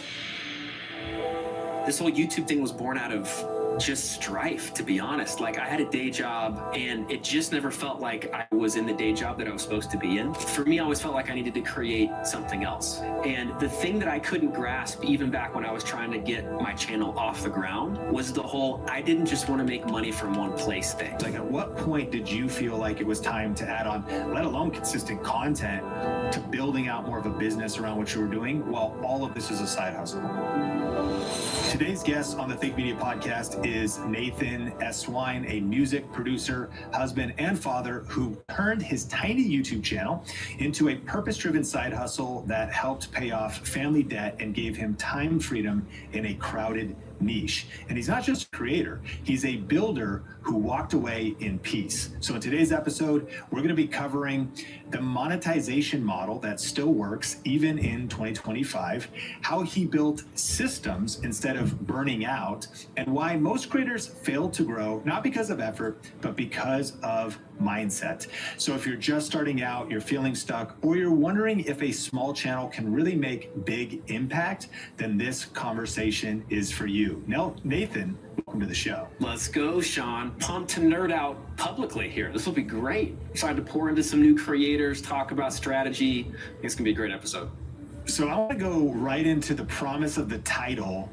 Let's start here. How did you actually make $30,000 on YouTube with just 5,000 subscribers? Yeah, so definitely to cut to the chase, that was not purely on YouTube. So I did get monetized in that process, but it was really like with YouTube. So letting YouTube kind of be a top of funnel, so to speak, for products and services that I offered off of YouTube. So I did like courses, coaching, memberships, some affiliate deals that were in there. But really, that's kind of where the bulk of it came from, was not necessarily from YouTube itself. So describe what they actually were. What was that? Was there actual courses and memberships, like multiple products? What were the products? Yeah, so started with a course. That was the very first thing that I did because it was manageable for my season, and then kind of moved up towards the tiers, right? So if people came in, they got a course from me in the music production space that could help them solve a problem. Maybe the course wasn't enough. So I was like, okay, I could like build a community. So it's kind of the next thing that I did for people who got the course, could then have some other people to hang out with, right, in the community. And then even from that point, it was kind of just a continuous process of solving problems. Like, oh, there's people in the community that would benefit from one-on-one stuff. And so that's when I started to offer coaching and consulting. And check this out, even for musicians, like that's my niche. Like my niche is literally I'm marketing towards quote unquote broke musicians. And even in that crowd, there's still people who would pay a good bit of money to just have someone in their corner one-on-one. What was the name of the course? So the course was called Song Flow. And for people in the music space, it's just like helping people learn how to make a song from start to finish. So in my audience, like that is the biggest pain point, is you've got the desire and dream to write a song, but you just can't finish it, right? So starting is one thing, but a lot of musicians would start, but they just would never finish their song. And so they'd have demo-itis, as I would call it, right? You're sitting on sketches, you got half-finished songs, they're not even seeing the light of day, and all you wanna do is try to get them on Spotify. So my course solved the pain point of finishing songs specifically. So I could have talked about production, I could have talked about a whole bunch of other stuff, but I just kept seeing, man, even in comments on my YouTube videos, like, what you did helped me finish a song, or I'm struggling to finish a song. And so that was that first course, was trying to help people right at the toughest part of being an independent songwriter, which is actually making songs, like getting them across the finish line. Well, throughout this conversation, we're going to cover a lot of different things in terms of like maybe season of life, time management, how you got views, how you actually led into your course. But I want to drill a little bit deeper. What was kind of the timeline of starting your channel? You know, it grew ultimately, before you handed it off, to 8,000 subscribers, which is a great, solid subscriber base, but relatively small, especially for the $30,000. I'm curious, did you know you wanted to approach YouTube with this business mindset from day one? I actually did. I did. And I know it's not most people's story, but the thing was, I mean, full disclosure, hung out around Think Media. And the thing that I couldn't grasp, even back when I was trying to get my channel off the ground, was the whole, I didn't just want to make money from one place thing. Like, I understood the game of, okay, if I have a YouTube channel, gets a lot of views consistently, I continue the content conveyor belt, so to speak. Okay, I could live off of like YouTube AdSense, right? But that never sounded good to me. I'm kind of like a risk averse person. Back in the day, I was a financial advisor. So I'm kind of like conscious about that. I was like, oh, I didn't really love just one source for something. And so kind of like where that led me to think was, all right, how do I do other things? Like, what's the other stuff that I could create? And hanging around Think Media, going through some of the courses, even back in the day, like 4 or 5 years ago, it helped me think bigger. Like I started to think, oh, okay, this is how this whole YouTube thing connects. And even to this day, right, as I get to share with people, helping them grow their channels, is like, YouTube's a playground. you know? And like, man, you can just play on whatever part you want to. You don't have to do what everyone else is doing. You don't have to chase a whole bunch of trends while there can be strategy there. It's like, man, if you roll up to the playground and you love the monkey bars, like go play in the monkey bars and do one over and over again. You don't have to go play in the slide. You don't have to go play in the sandbox, right? And so that was kind of the perspective shift that I needed before I really dug in, actually created the channel, started publishing videos. I'm the kind of person that needs to know, where is all this going? And so even with the YouTube channel, I'm thankful to have had the mentorship to start like that. So how long did it take to hit 1,000 subscribers originally? That was about 6-7 months for me. And did you get monetized? Did you get enough watch time hours, relatively same amount of time? Yeah, about the same time frame. They both kind of lined up perfectly for me. So it was about 6-7 months in, after publishing consistently, that I was able to apply for the partner program. And what was your season of life at the time? Family obligations, kids, anything? Yeah, man, it wasn't too pretty. That's like the origin story. SparkNotes version is like, okay, this whole YouTube thing was born out of just strife, to be honest. Like, I had a day job, multiple day jobs, and it just never felt like I was in the day job that I was supposed to be in. And so for me, I always felt like I needed to create something else. And I always was moonlighting as a songwriter. So my channel is about helping people make songs, but I was actually a songwriter and producer. So that was always my side hustle that I did. And man, music industry is pretty insane, right? So I was trying to think of a way, okay, I'm already making songs. Is there a way that, like, what's another angle I could take with this whole making songs thing? And it dawned on me, oh, I could like teach people. Like, I'm already making songs. I might as well turn on the camera while I'm making a song for a project and talk about how I'm doing it. Maybe people would find that interesting. I was kind of the guy like in the songwriting circles where people would just ask me like, hey, Nathan, how do you get your vocals to sound like that? Or what was that production thing you did on the drums? And so I just started answering questions that a lot of fellow songwriters and producers were asking me. So that's kind of where the whole thing started, was getting like clear on that initial set of content that I was going to make. Where were you living? So living in an apartment with my wife, and got the day job dread going on. We are in debt too, and just trying to think of ways to make more money to get out of this kind of daily grind. And so like, mad respect for anyone who's just in that spot right now. I just really, really get it. Like, it's so difficult to spend 40 plus hours a week at a place that isn't exactly where you'd like to be, and then to try to find the willpower to come home afterwards or get up early beforehand and turn it on to try to create something. It's difficult stuff. There's this, in Ecclesiastes, there's this verse that's just always stuck with me, which is, in the morning sow your seed, and in the evening don't let your hands be idle, for you don't know which will prosper, right? This or that, or both will do equally well. And that's a hard tension to live in. So that was the tension that we were in. Like, my wife and I both working full time.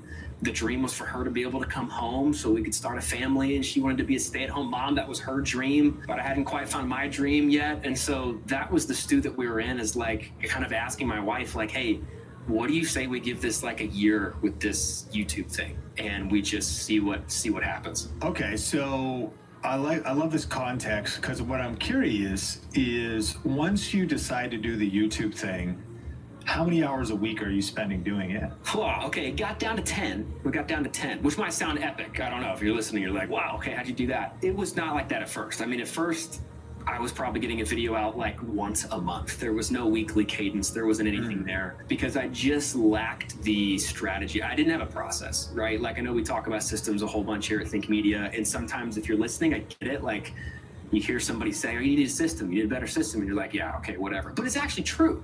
Like, you really do. Like, if the thing you're doing isn't giving you the results that you want, you need to change the thing that you're doing.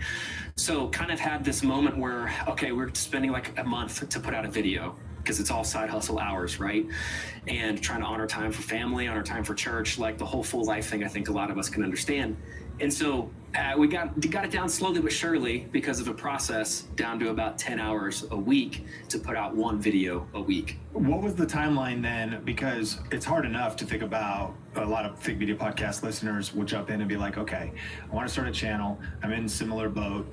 I've got a lot going on. Maybe I got a full-time job, or I'm a full-time business owner. Where are the extra hours to actually create content? But then you add on top of that the extra hours to create a course, or to create a community, and to package that course. When did you do that in the timeline of this? Was it after the 7 months that you're in, you already have 1,000 subs? Like, at what point did you feel like it was time to add on, let alone consistent content, to building out more of a business around what you were doing while all of this is a side hustle? Oh man, I love this question. Okay, so full confession, right? Like, I would love to say that I knew exactly what I was doing and I totally estimated correctly how much it would be to do a course and make YouTube videos and just be a functional human being and somewhat of a good husband, right?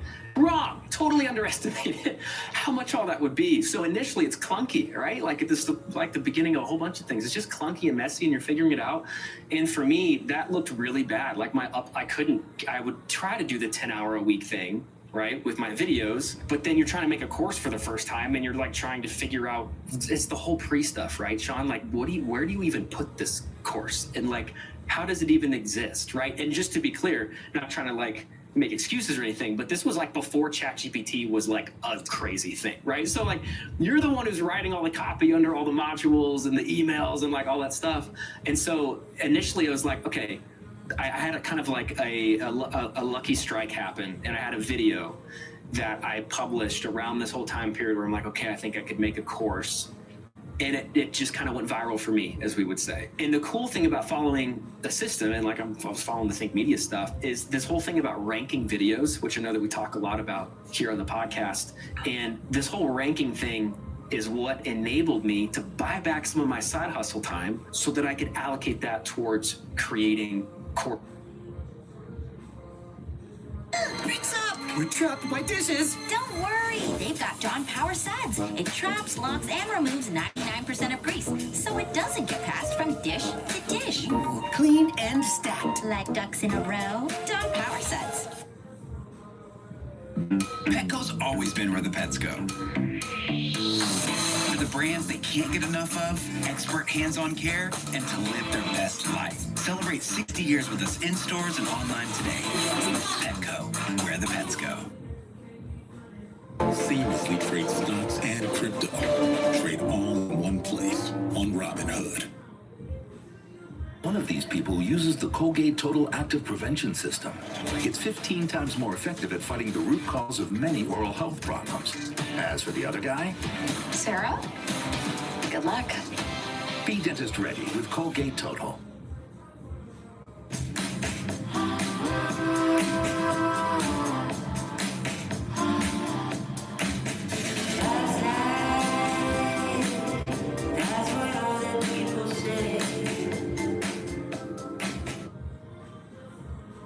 That I could allocate that towards creating courses, creating products, thinking about how I would do a coaching offer, right?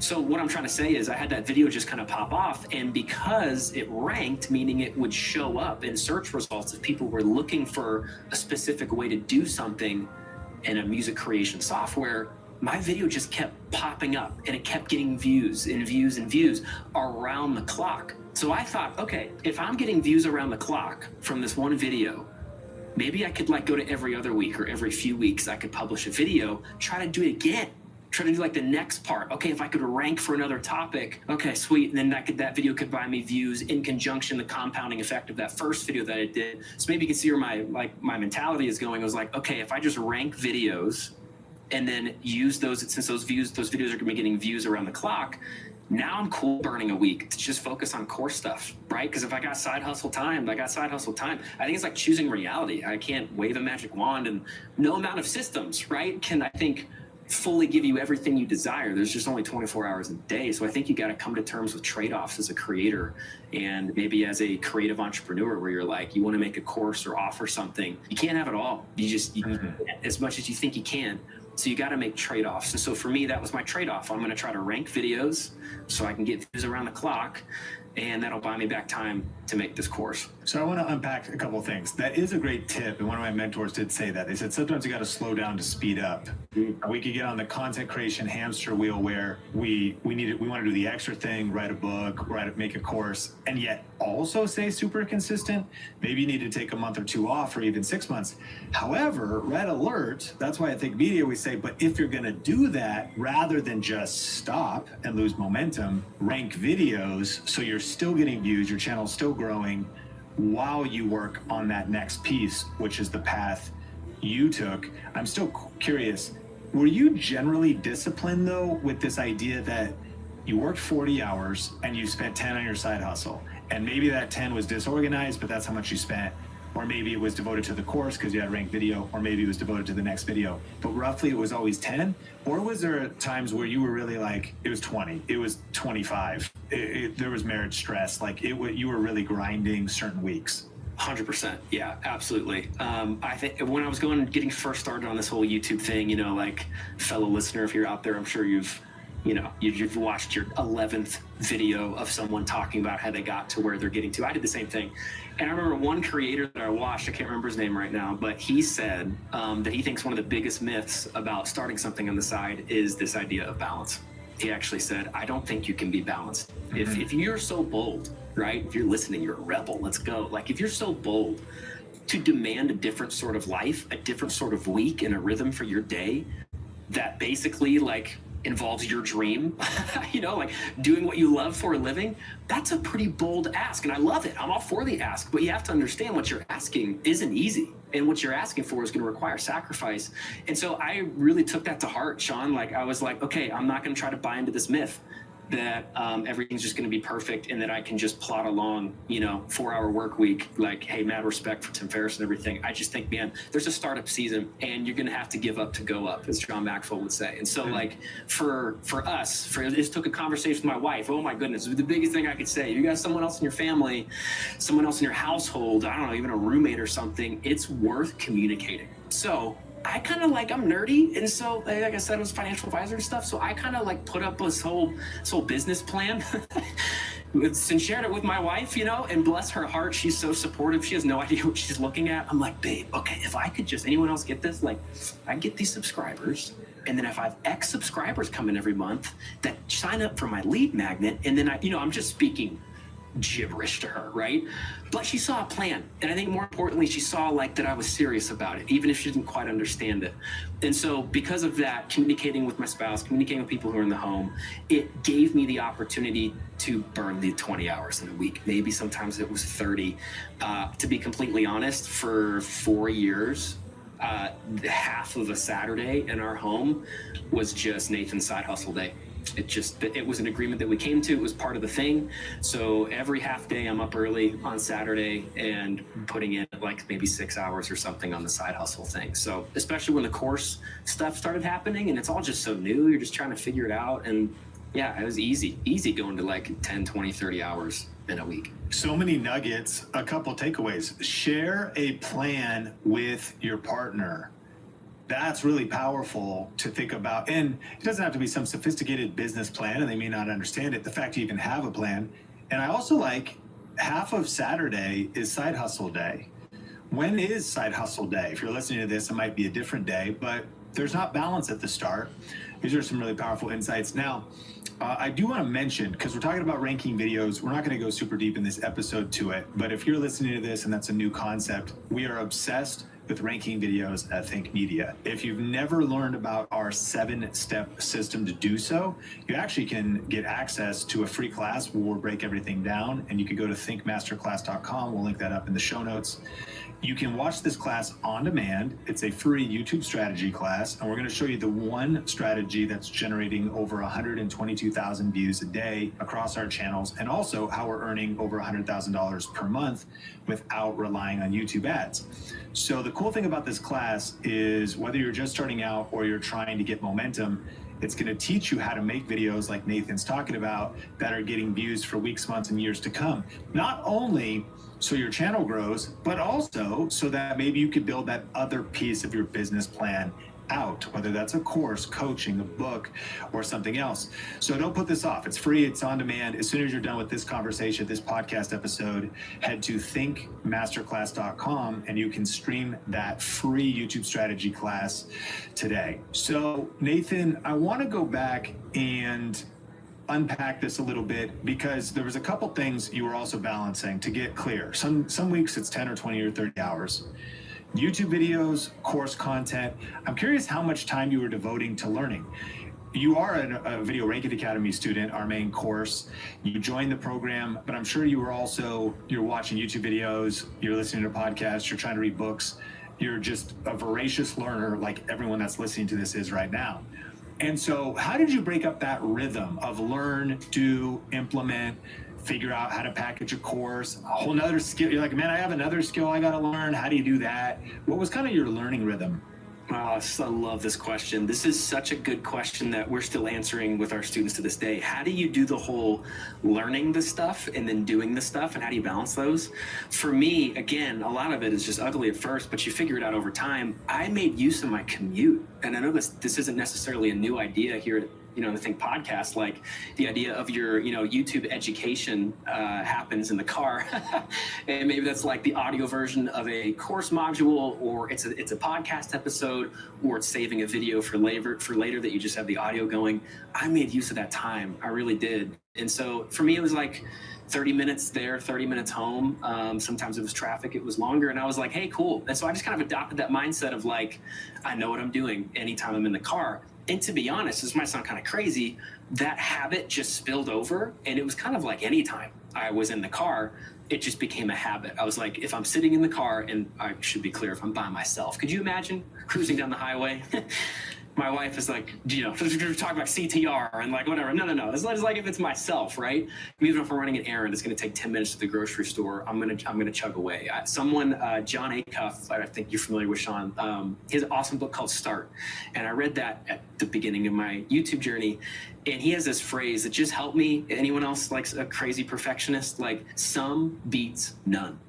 Some beats none. And that's like an anchoring phrase for me. And so I thought, hey, cool, I got 10 minutes, some beats none. Okay, I did a third of a podcast, right? I would have been the kind of person who's like, oh, okay, it's a 30-minute module, 8-minute drive to the grocery store. I'll just save it for tomorrow. I'm like, no, like, let's get ahead. Like, some beats none, I could learn something. And so I think just having that mindset of how can you hack into your day? Is there something you're already doing? I didn't have a lawn at the time, but like I know people who get the like sound isolating headphones so they can hear the podcast or whatever, and they're like mowing and listening. How can you hack an activity that you're doing in your day-to-day and kind of throw in some learning in there? So that was kind of the balance for me. I was like, anytime in the car, I'm learning. And then that kind of meant anytime at my desk, I'm executing. So I kind of had that distinction there. Not that I would learn something at my desk or anything, but I kind of like tried to give myself boundaries and give myself environments to where I knew, okay, I got limited time. So when I sit down at this desk, I just started to get so conditioned into this whole, like, this is where I create.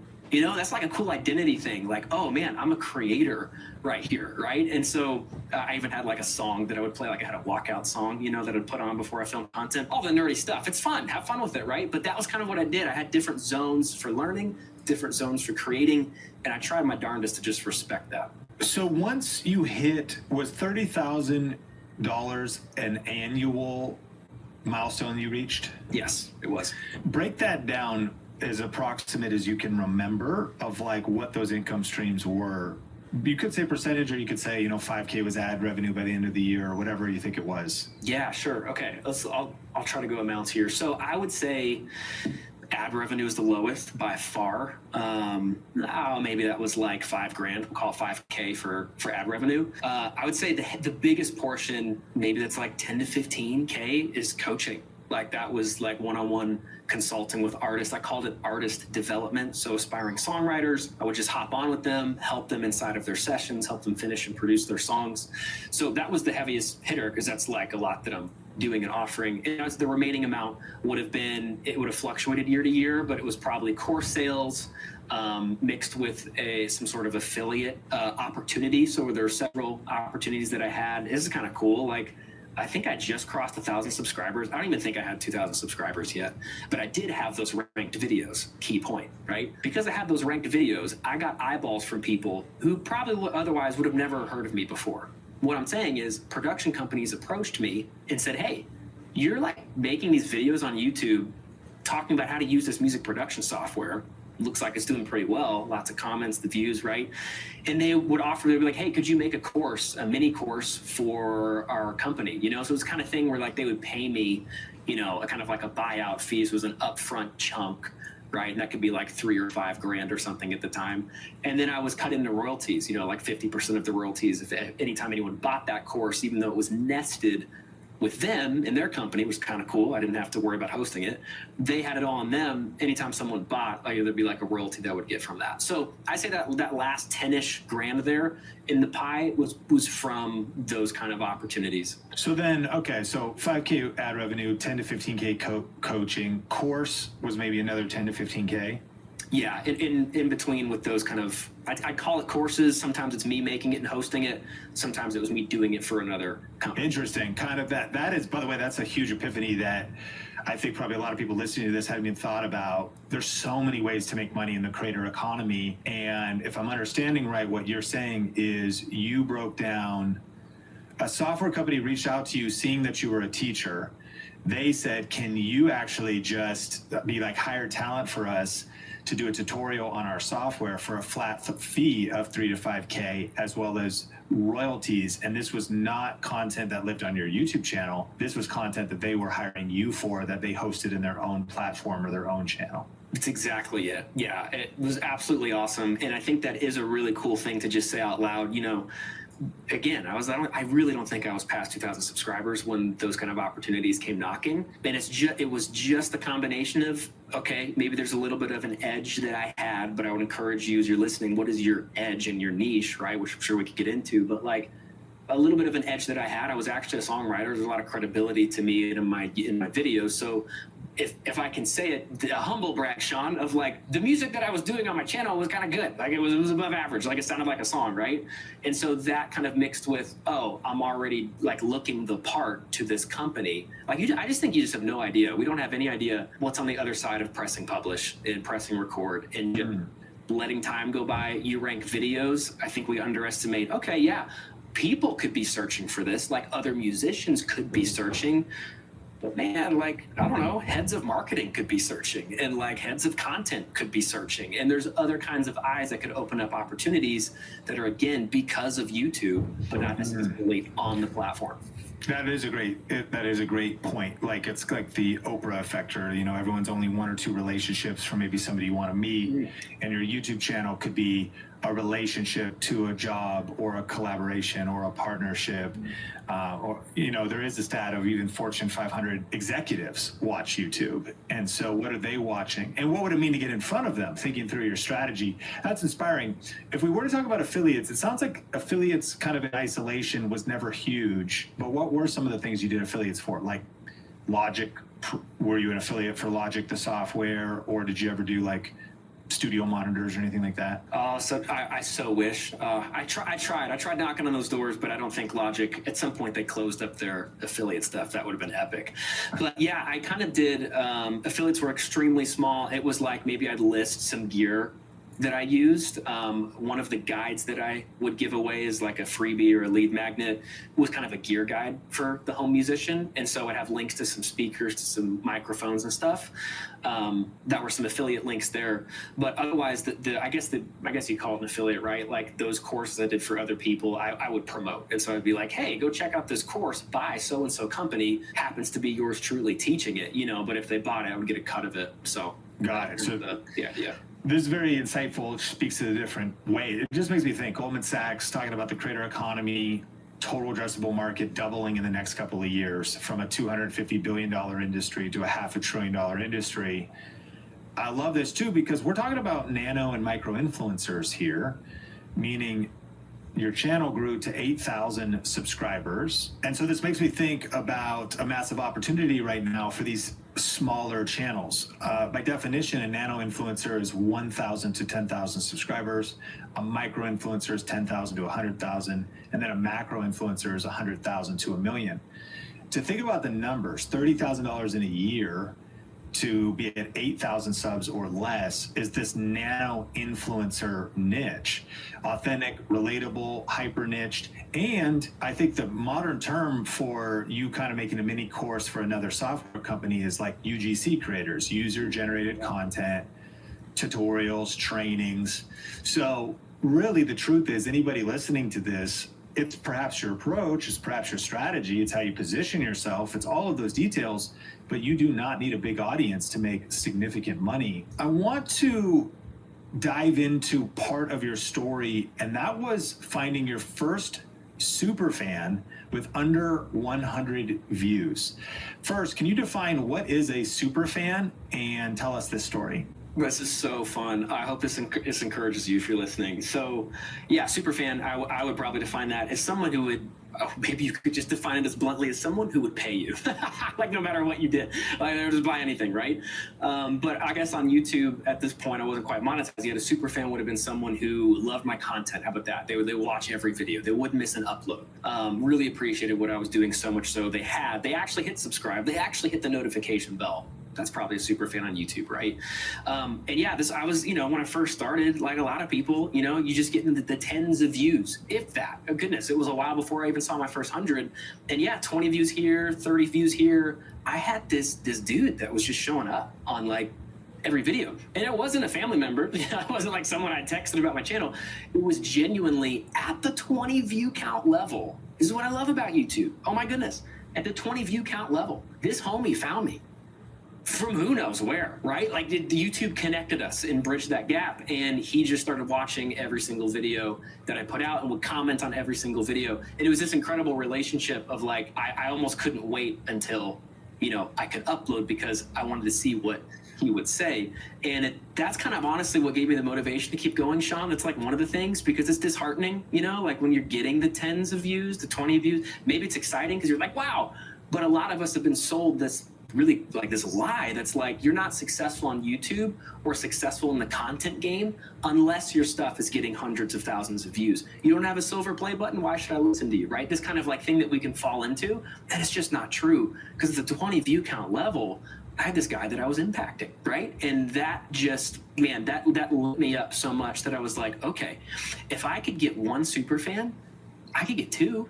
It's the same process. Like, what would I have to, if I just keep doing what I'm doing, logic is, right, try to get a little bit better, 1% better every upload, I get another super fan. And then another, if I get two, I can get 10. I get 10, I can get 100. And that sort of like really inspired me to just try keep going and keep trying to impact just one person at a time, which is easier said than done. There's a lot that goes into making YouTube videos, but I think if you could try to simplify things, clear the deck, and when you sit down in front of the camera, you're like, okay, one person in my niche who needs to hear this right now, who needs this help today. It was incredibly helpful. So when this person showed up at the 20 view level, what were you intentional to do anything to connect with them? Were you mainly just replying back to each of their comments? Anything that you did to go deeper? Yeah, absolutely. Replying for sure. My goodness. I think I totally side with Gary Vee, who, it's like, if you're getting 20 views and you have 2 comments and you're not replying to them, like, what are you doing, right? Like, good luck. So yeah, I really took like that to heart and would like reply to anything and everything that I got, even if it was kind of negative or even if it was mean. If there was any kind of just like what I would classify as like pure evil or something out there, yeah, I'm gonna block it. I don't need any of that around. But even if it was someone who disagreed, I'm gonna enter in, try to show them some love, try to offer a different perspective, or even if it was just, hey, thanks for spending your time. Sorry it wasn't your cup of tea, So yeah, I would reply and I actually keep the conversation going. So like kind of a cool thing, right? There's these engagement stuff on YouTube's a big deal. Hitting like, hitting subscribe, commenting as well. And so, yeah, I would reply to just like be a good person and try to be a good creator. But also if I reply, now there's 2 comments on a video that just had 1 from him, right? And then maybe he would reply back and then I would reply back. And because he's a super fan, we'd have a long conversation. So maybe one video, would go from having a comment and maybe it'd have like 8 or something, right? Because there's a lot of back and forth going on. So I don't know how much weight is really there, compared to like a title, thumbnail, hook or whatever, but I still think that kind of counted for something of like, wow, there's a lot of engagement going on in this video, even if it was kind of from one person. Yeah, it's really powerful. And I've heard the YouTube employees say that really what the YouTube algorithm is word of mouth on steroids. And so if you actually crunch the numbers, if you were to get only 1 super fan per week, somebody, and by definition, somebody who's bought into your content, they love every video, they comment on every video, but here's the important metric. They actually watch the video, meaning they vote with their time. They actually consume the minutes of the video. The way the algorithm is going to recommend content is, yes, a little bit of likes, a little bit of comments, but it's actually consumption. And what then the YouTube algorithm does is it recommends your videos to people like the people that are consuming your videos right now. So in one sense, it's not so much that people share your video, although that could be powerful, or they go tell a friend, although that could be powerful as well. It's actually just that they consume your content and engage with it, and then the algorithm starts to find more people like them. Well, the math on that is if you only found one a week, well, in your first 52 weeks of YouTube, your first year, you'd have 52 super fans. But if they multiplied, it would only take 6 years to get to 1,092 super fans. Now, that might not sound like a lot, but Summer is here, and it's time to plan your style staycation with Bob's Discount Furniture, where you can find everyday low prices on the hottest styles. The comfiest Consumer Reports recommended mattresses, fast, friendly delivery, and flexible financing to fit your budget. Go to mybobs.com for details. So stock up and score everyday low prices, delivered on time all summer long at your nearest store or at mybobs.com. Oh, my Bob! Bob's Discount Furniture. And I'm not saying subscribers. You may have grown to 8,000 subscribers. You might have grown to 18,000. But we're talking about super fans. I like the way you said it. Somebody who will buy something from you. And Kevin Kelly's famous article is that if somebody spent $100 with you a year and you had 1,000 super fans, it's a 6-figure business. And the reason I want to break this math down here is for listeners is, of course, there's stories of people who did it in 6 months or 18 months later, they did $1 million. But there's those unicorn stories. I like to encourage listeners, where could you be in 3, 4, 5, 6 years? Building up a fan base, a super fan base of people who love you and would refer you and are consuming your content and are engaged with you. That's the real viability of these creator economy businesses.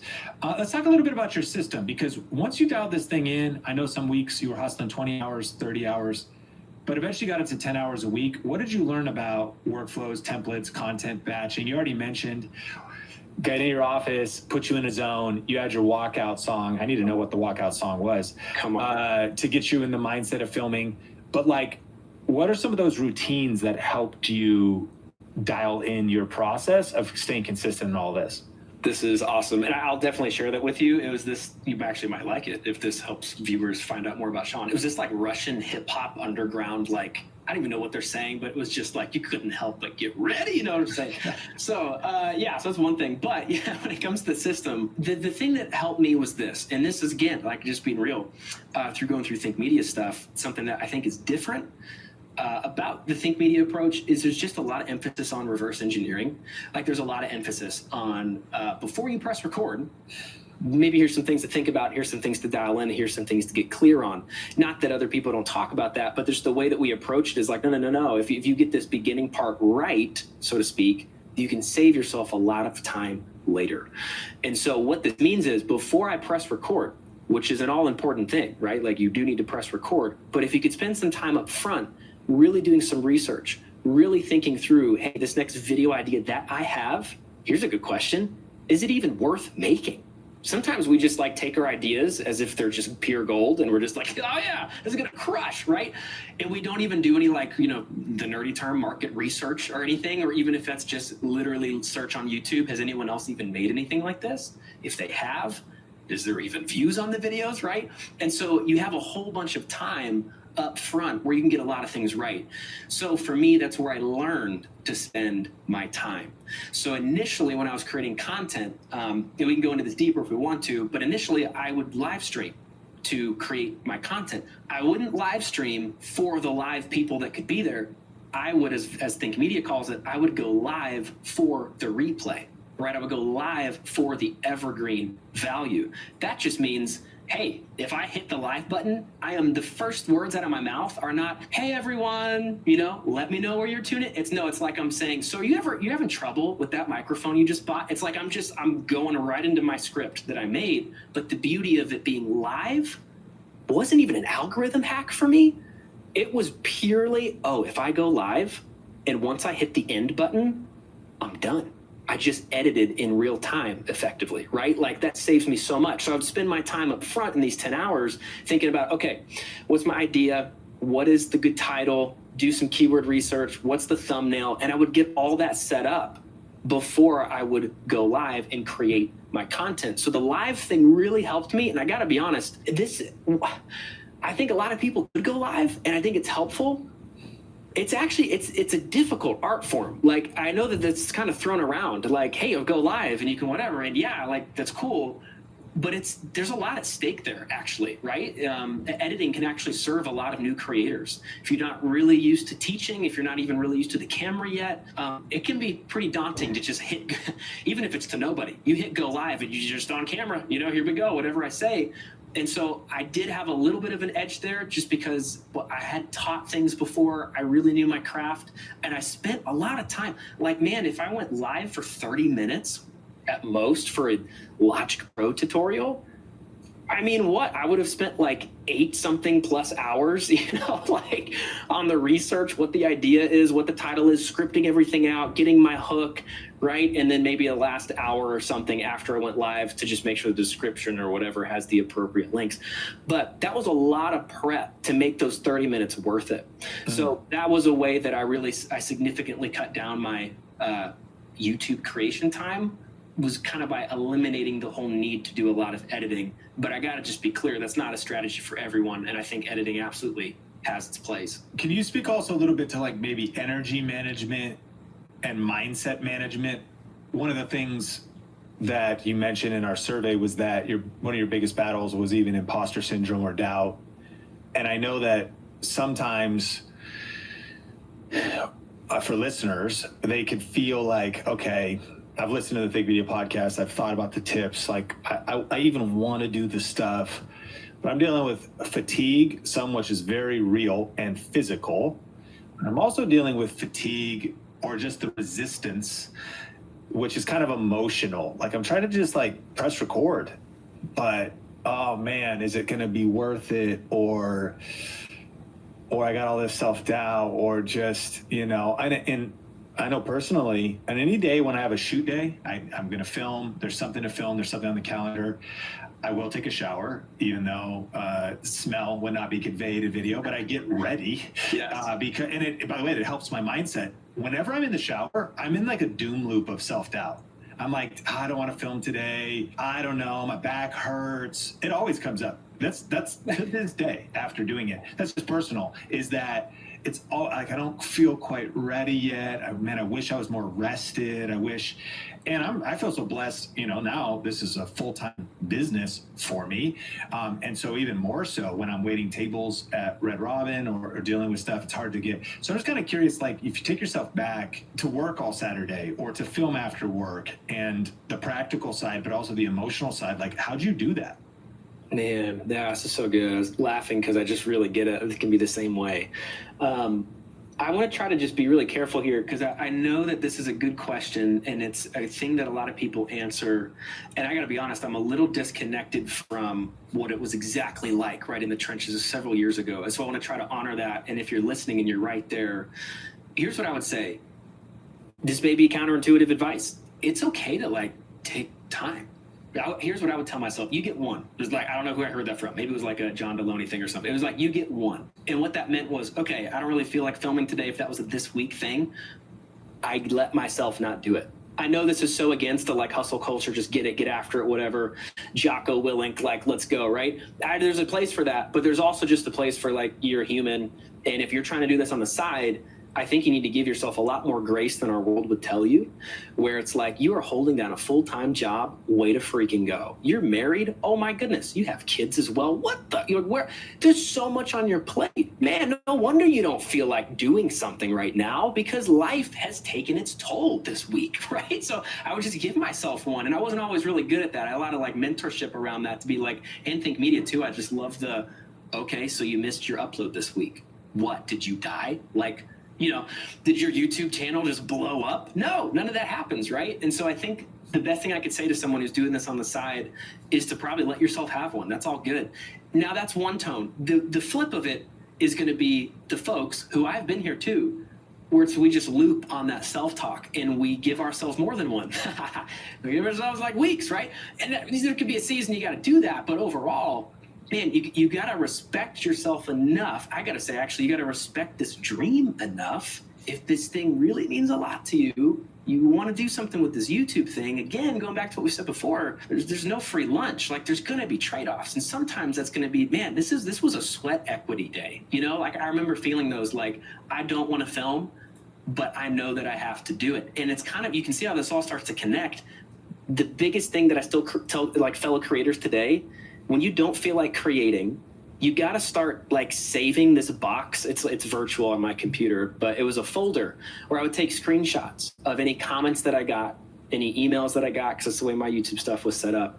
Anything where it just clearly, because I showed up that day, because I pressed record and publish, and that people could watch a video of mine, it helped them.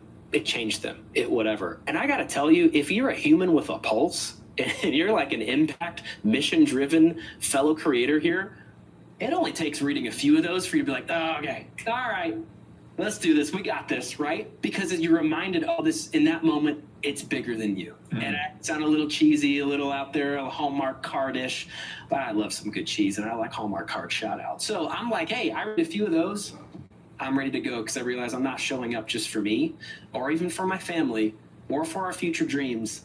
Maybe in this moment, the way I can get on the camera is to remember this is for someone who I haven't even met yet. You just talk to everybody. So everybody listening to this is in one of two groups. Group number one, they are so performance driven, yet there is such a thing as like your tank is empty. It makes sense. It should be empty. We are not robots. And so it's empty at the end of the day, yet you feel this guilt and pressure.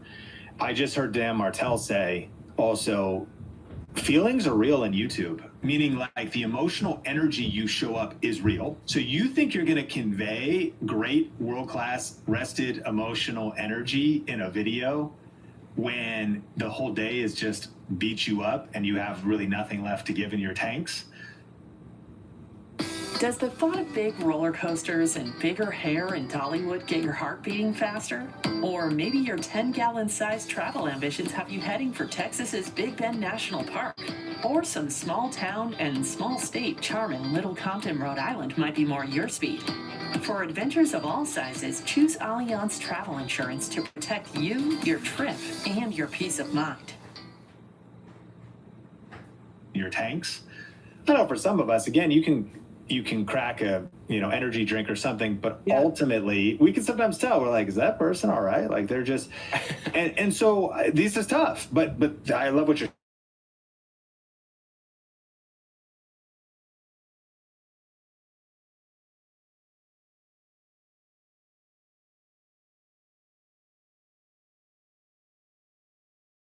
side is those that it's been too long, and your moods and your feelings continue to dictate your results.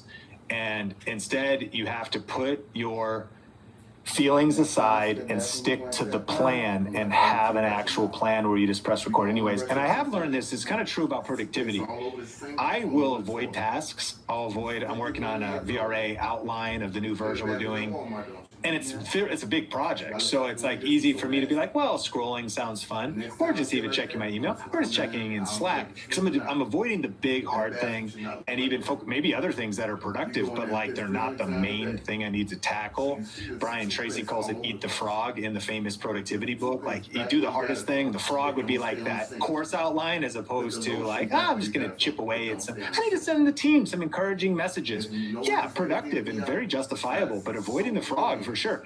So ultimately, what's the plan and sticking to the plan? And what we've learned about productivity, though, is a lot of times if you just do it, the momentum comes after, but getting started is so tough. So it's like once, okay, I'm just going to film. Forget your mood, forget your filming. Like go through the motions. Fake it until you press record. And then your emotions start to follow. Maybe that first 10 minutes is more throwaway because you're just forcing it. But now, okay, at least you did it. You pushed past that resistance.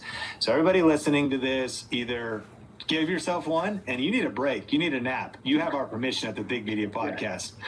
Or you need to just suck it up, Buttercup. It's time to go film. Like, you've been listening to too much YouTube. You've been listening to too much stuff. It's time to put your moods and feelings aside and stick to the plan and go press record. All right, a couple more things as we land the plane here. I do want you to get a little technical. You were in music production. Not everyone's in the music production niche, but you approached your videos like a collaborative session.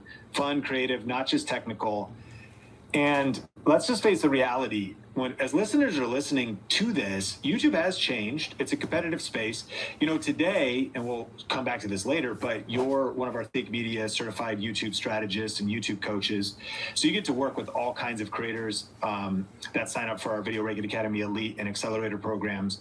So you see real time what the challenges are, what's not working anymore, what is working, how people are carving a path to get ahead. But what creators have to face is that there is just more competition than ever before. Yeah. There's a ton of opportunity, but there's more competition. And I like that AI is here, for example. So even just the commoditization of information. Anyone can pull information and put together a tutorial. This stood out to me with you saying you had an energy and an approach. And it's like there was clearly, you know, you got the 30K a year, you developed some super fans, things were, you're crushing it. That's not by accident. So can you expand on this of maybe people like, I don't know, other things you're thinking about, finding your vibe, finding your uniqueness, finding your brand, the intentionality to approach videos in a certain way, to not just be technical in a technical niche is something any listener can learn from to maybe carve out how they could be different with their content going forward. Oh man, I love this. Yeah, and this is a consistent conversation. The way I've been phrasing it lately, Sean, even with creators that we're working with, is like, we got to find your Trojan horse, right? Like, we got to find the thing that's going to sneak you into the YouTube algorithm. And like, sneak is kind of just like, it's not actually happening, but just basically that's this. It's the thing that's like, oh, this separates you, thus gives you a distinct advantage over the other people in your niche doing the same thing. So that just applies whether or not you're in the education space, teaching something technical, or it's more entertainment, vlog style based. The fact is, you being you is the biggest asset you have. Oh my goodness. And if you don't click out yet, because me a few years ago would have clicked out after I heard someone like me just say that, like, you being you is the only you ever need. You know, like, I get it. It's cheesy, but like, it's called YouTube. And I think there's a reality check here. In 2025, the style of content that we're seeing, like, how do you stick out about? Yeah, it's competition is fierce. Lots of stuff. AI. The way that you differentiate yourself is trying to find out what makes you you. So maybe the best way to illustrate that, is like how this worked for me. So music production space, typically, okay, so there's this like piece of software called Logic Pro X. It's kind of like Photoshop, but for musicians. It's the thing that we use to make songs, right?